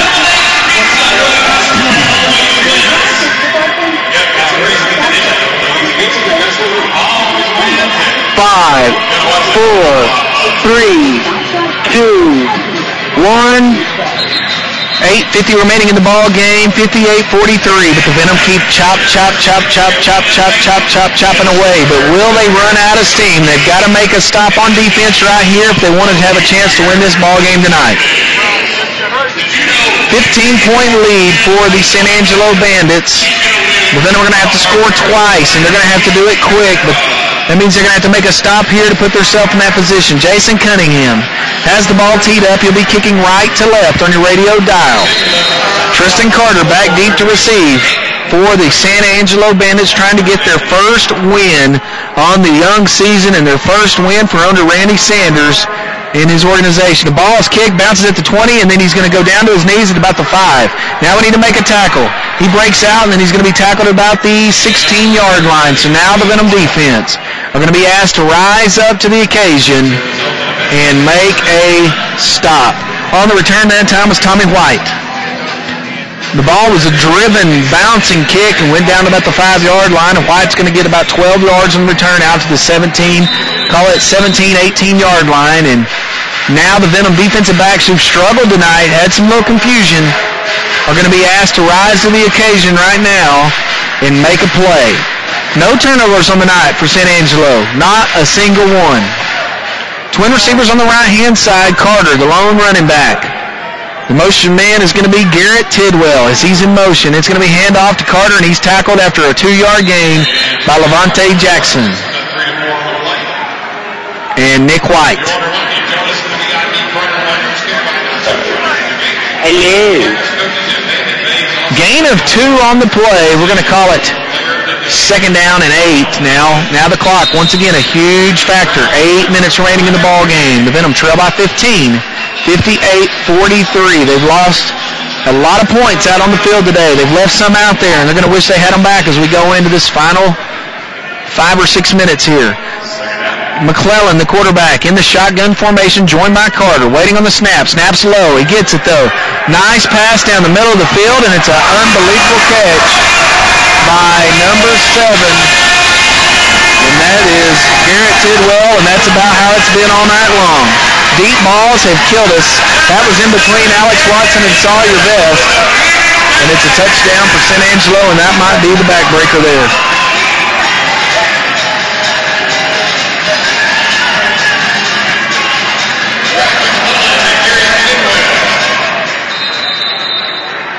Into double coverage that time, a touchdown for the San Angelo Bandits. And that's the game room in town. Come and do it.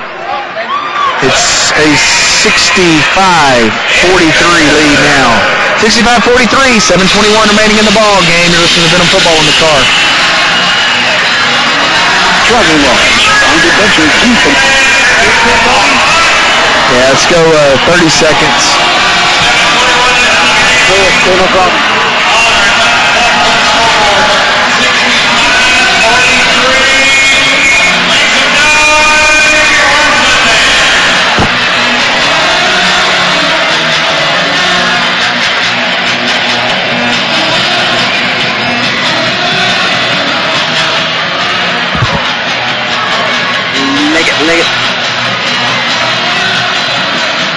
13 seconds, Toby. Some of these commercials are a little off 30 minutes. What's That's that? the only reason why they're going a little over sometimes, Toby. Just to let you know. What's that? 1-0 for back. Right back to action here at Foster Communications Coliseum in San Angelo, Texas, and the Bandits have had their way tonight with the Amarillo Venom at 65-43.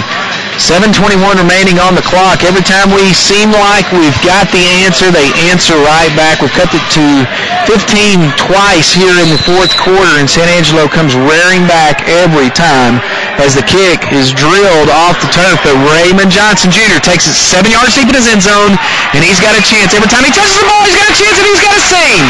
And a penalty flag's going to call it back, as usual. My gosh, he's still on his feet all the way down to the 17-yard line, and flags fly, and it's going to be all for naught. Good gravy.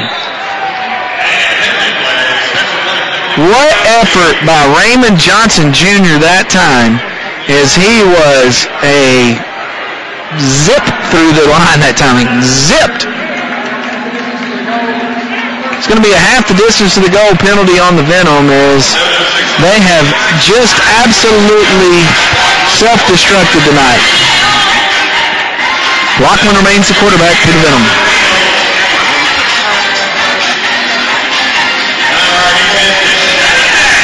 Venom are going to take over 1st and 10 at their own 5-yard line.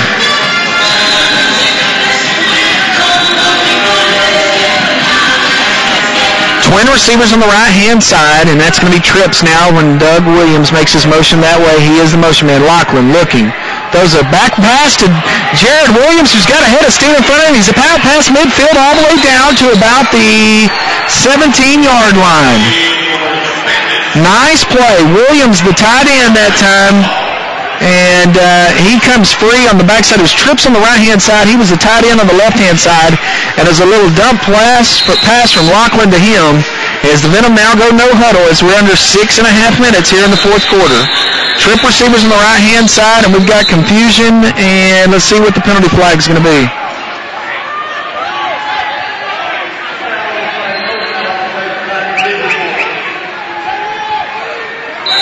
All right, here we go. All kinds of confusion down on the field. I'm trying to find out what exactly is going on, but trip receivers, and it's Watson in motion. Watson, pass complete, inside the touchdown, Venom! Strike right back. And Coach Reese is screaming at his team to let's go. Another score for the Venom. I've said it. We've got to have a stop. 65-49 now the score. Huge kick from Cunningham. Coming right now. This will make it a 15-point game. It was Lachlan to Alex Watson from 15 yards out just then for the Venom touchdown. Here's the hold out of Lachlan. Kick is up, and he drilled it. We've cut it to 15 again. They haven't quit yet. You know what? I'm going to quit giving up on our group, and we're going to win the ball game. I'm calling it right now. Because every time we should lay down and die, our men dig deeper. We're going to take a 20 or 30-second timeout. You're listening to Venom football on the car.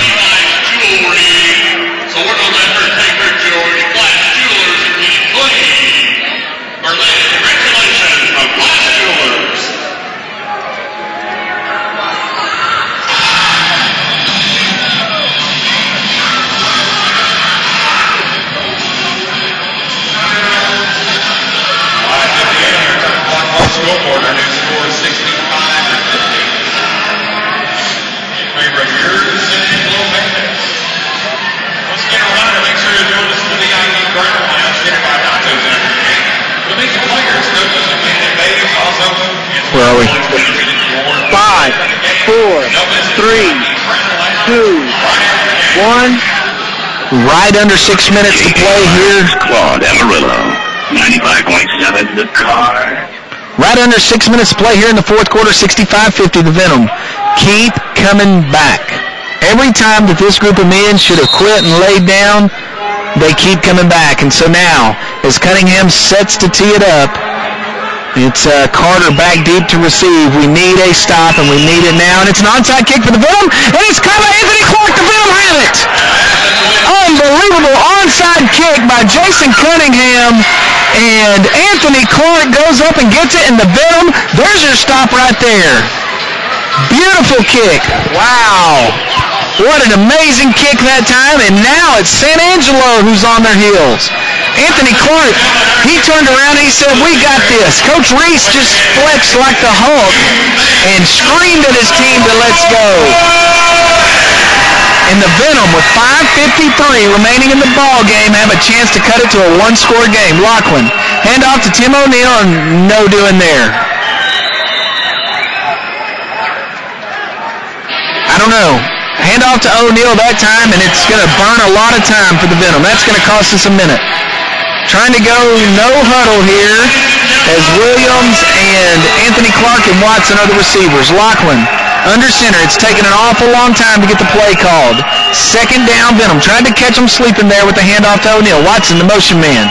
Lachlan dropped the ball, and San Angelo gets it, and that's going to probably be one of the big ones right there. Daggum. We got in a big old hurry, and we were trying to make something happen, and we pulled out just a little quick, and the ball came out on the floor, and San Angelo is there to cover it, so, it just kills you. You get the onside kick, you've got the momentum back, and then another turnover, third turnover of the night for the Venom, and you cannot win with turnovers. Doggone it. First down, ball's going to be spotted at the 11-yard line of the Venom as San Angelo is going to be in business. 1st and 10 there. 5:17 remaining in the ball game. Carter, the lone setback with trip receivers on the right-hand side. The motion man is going to be Washington. And it's a handoff to Carter, and he's going to be tackled in the backfield by 4 Venom players. And it's going to be right back to the line of scrimmage. Jared Williams, Ron Evans Jr., and looks like Levante Jackson in on that tackle. Alex Watson also in there.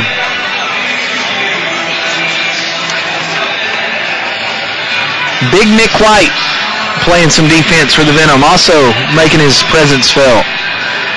Clock now a huge factor. 4:37 remaining in the ball game. Second down. The Venom in desperate need of a turnover here. Shotgun formation for McClellan. And a timeout's going to be called by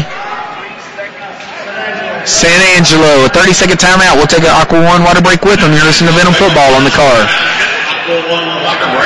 The Silver Oak. Hey, you clear, Toby?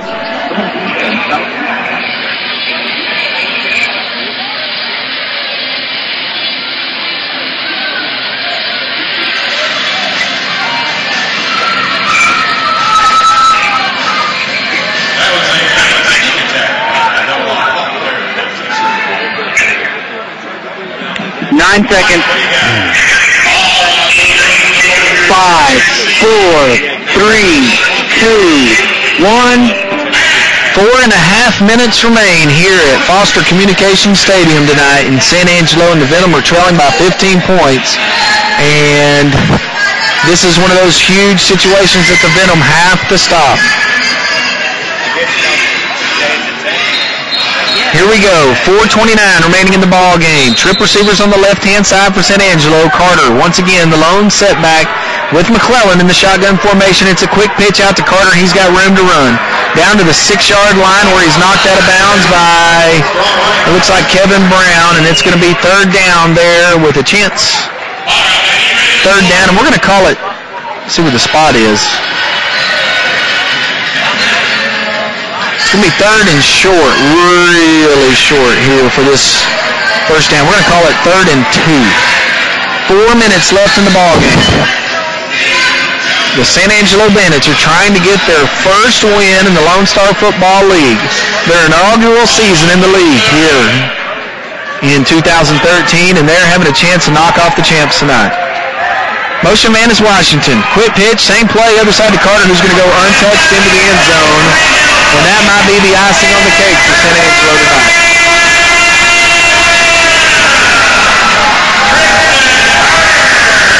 Tristan Carter with the, we'll call it 5-yard touchdown run. And if there's an MVP of the game, he's got to be it tonight. He's been a solid running back and doing a nice job as he's extended the lead to 71-50. Clock still running under 3:40. Waiting on the kick now from the strong-legged Rundle, and it's blocked, and he picks it back up. And if he gets in for a score here, it'd be about how the night goes, and he's knocked over the rail, and the point would be no good, which actually is huge because it's a 21-point game now.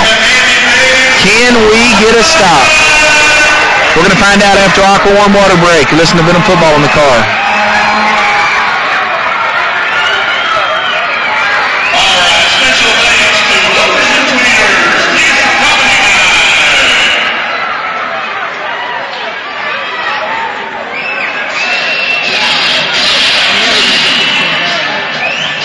Did you say 30 seconds, Toby?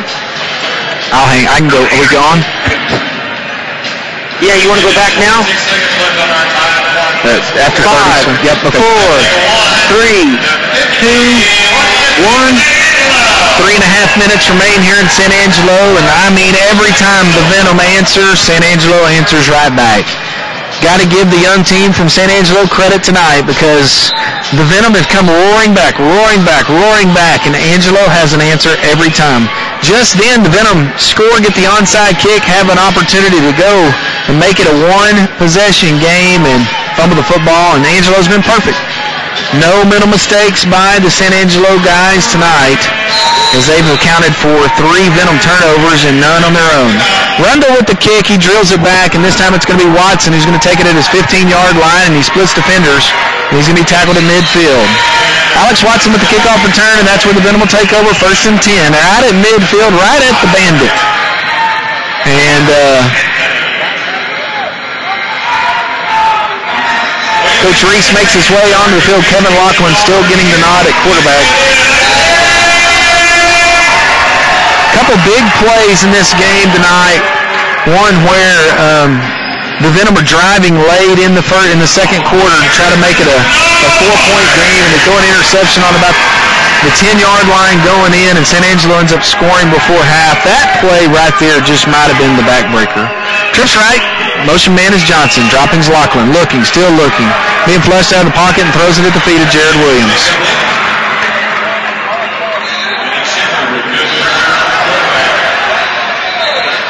2:44 remaining in the ball game. The lead is 21 for San Angelo. 71 points they put on the board, the most that the Venom have allowed all season long.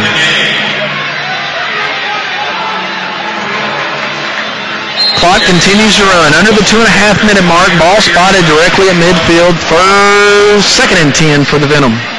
Lachlan gets the call. He brings it in from Coach Julian Reese. Coach Reese is saying, let's go. 15 seconds remaining on the play clock. Once again, takes a long time to get the play in.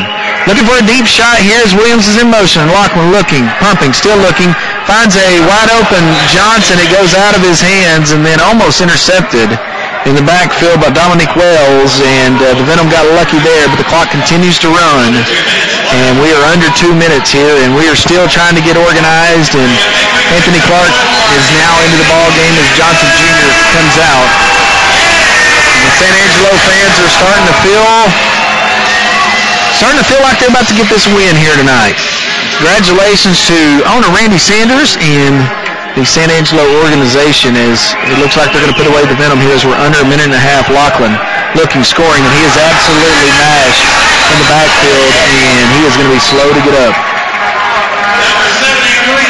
Lachlan took a shot just then, and I mean, he's still shaking the cobwebs out. And now it's 4th down, and Jason Cunningham makes his way on the field to try to get some more points on the board, and we're going to have a 1-minute warning before we do. And I'm looking at Kevin Lachlan, who's still trying to shake that off, and we're at the 1-minute warning. 1 minute of football left to play here in San Angelo tonight. It's been all Bandits, 71-50. You're listening to Venom Football on the car. Honey, since we've been working out at Gold Stem. 30 seconds. Toby? Yeah.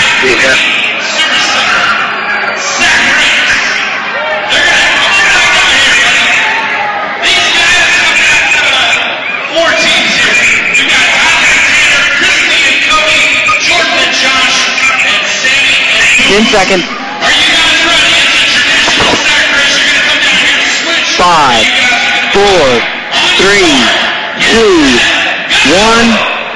71-50. The Amarillo Venom trail the San Angelo Bandits as the Bandits are going to get their first win in the Lone Star Football League and their first win in their inaugural season. This will be one that they're going to put and take the ball and keep for a long time, because not only did it happen tonight, it happened against the defending league champion Amarillo Venom. This is the place we came into last year and won a championship. This year we're going to have a long ride home tonight as we're going to look like go down to the hands of the Bandits. 60 ticks left on the clock tonight. The Venom have battled back, but in the end it's been turnovers. Jason Cunningham set to kick. This will be a 47-yard field goal for Cunningham. Snaps back, holds down, kicks on its way, and it's no good. It's been a rough night for Jason Cunningham tonight. 0 for 3 for field goals after being perfect last week. And missed extra point, and that's a lot of points on the board on a guy that usually is money. But you know what? That's why you play the game. 71-50. The Amarillo Venom are probably going to go down at the hands of the San Angelo Bandits as we have 55 ticks remaining in the ball game, and San Angelo will have to have a forward-moving play to keep that clock from stopping. Next week, Venom fans, we're going to be back at home. It's been a long road trip, but we will be back at the Cal Farley Coliseum Coors Light Field, 7:05 on April 20th to take on the Laredo Rattlesnakes, and it'll be a big game. It's Ag Night and College Night. We hope to see everyone out there. Get those tickets by calling 350-PASS or govenom.com, but make sure you come out and see the Venom next week, and we'll try to put on a show for you next week and get back on the winning track at home. 48 seconds. We're 2 plays away, or 1 more play away from this thing being in the record books, and the Venom will go to 2-1 on the early Lone Star Football League season. It's going to be a juggernaut at the top of the league rankings as Amarillo calls their final timeout just to stop the clock. But it'll be all for naught as San Angelo once again is going to go ahead and have the win tonight. We'll stay right here with it as we wrap this up. 39 seconds remaining on the clock, 71-50. The Venom trail San Angelo. We'll give a big shout out to my friend Sean back at the studio, running the boards there tonight, doing an awesome job. Thank you, Sean. Couldn't make this happen without you. And a big thank you to all our sponsors that help bring you Venom action right into your car or your stereo or to your living room or to your computer at home. Big thank you to those guys. So now San Angelo makes their way back to the field for what should be the final play of the game with 39 ticks remaining on the clock, and look for a handoff here to my MVP of the game, Tristan Carter from McClellan. McClellan under center. Actually does a quarterback sneak, and that will be the final play of the ball game.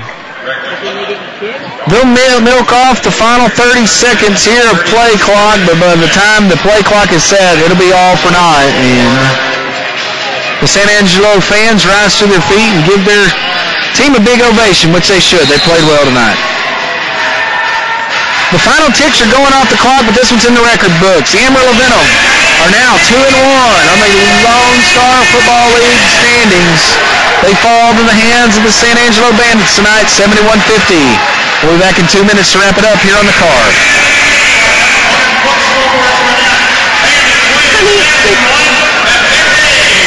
Can you clear Toby?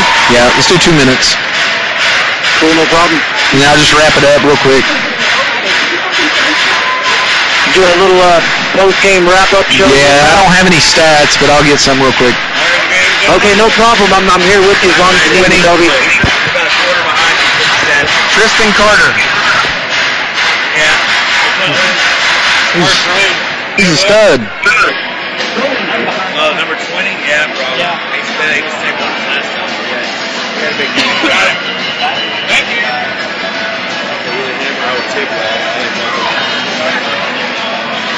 No, that guy's the difference maker. Yeah.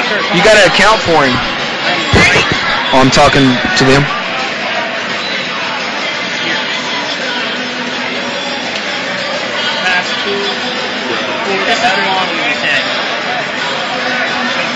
Sweet to number 4, tackled by number 6.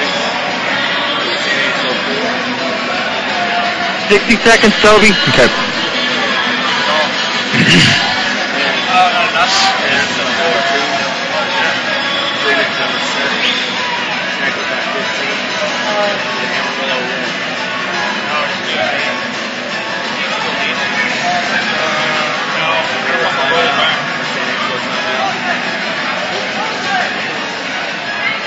San Angelo? Yeah. Okay. 341. 20 seconds. Signing autographs and welcome back presentation for player of the game sponsored by Angelo Awards. 10 seconds. Player of the game.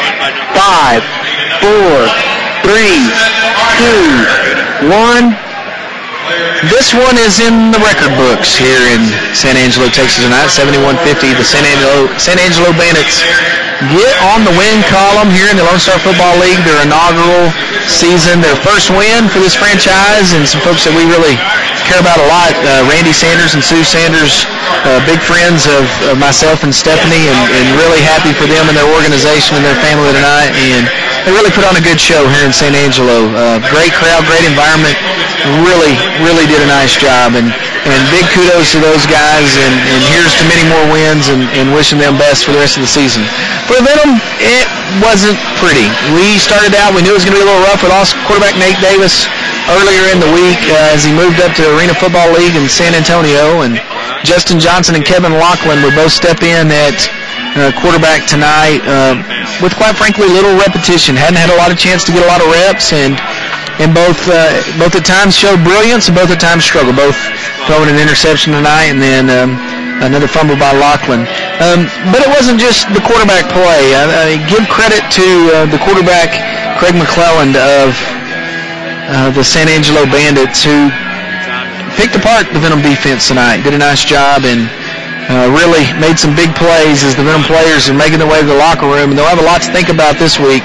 But the good thing is we're going to be back at home in friendly territory of the Coors Light Field Cal Farley Coliseum as the Venom get ready to take on Laredo next week. We need all you Venom fans to come out. It's College Night, Ag Night, $10 tickets, $5 tickets for students from our friends at Plato's Closet. Just a lot of opportunities to get a chance to come to the ball game and come and hang out. But that's it tonight, 71-50, the final score in San Angelo. Appreciate you guys listening to Venom Football on the Cars. Toby Tucker signing off. Next week, right here, we'll be right back in Amarillo to take on the Laredo Rattlesnakes. Don't you miss it. And don't you miss a minute of Venom Football on the car.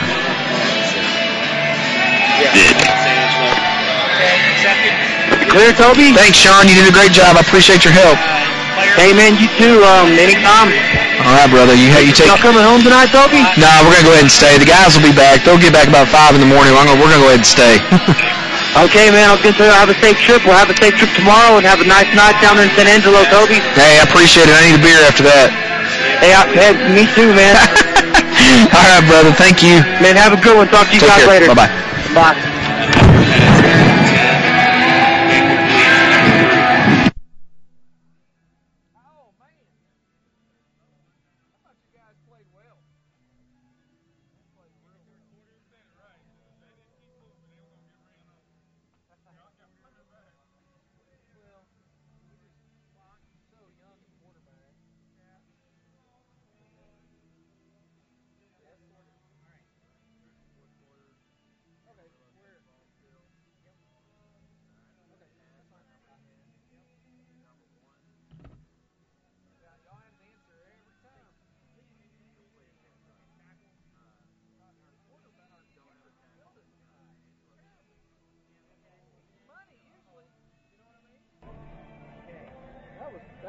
That was tough on him. He left a lot of points out there. 3 missed field goals. Let's take 10 points right there.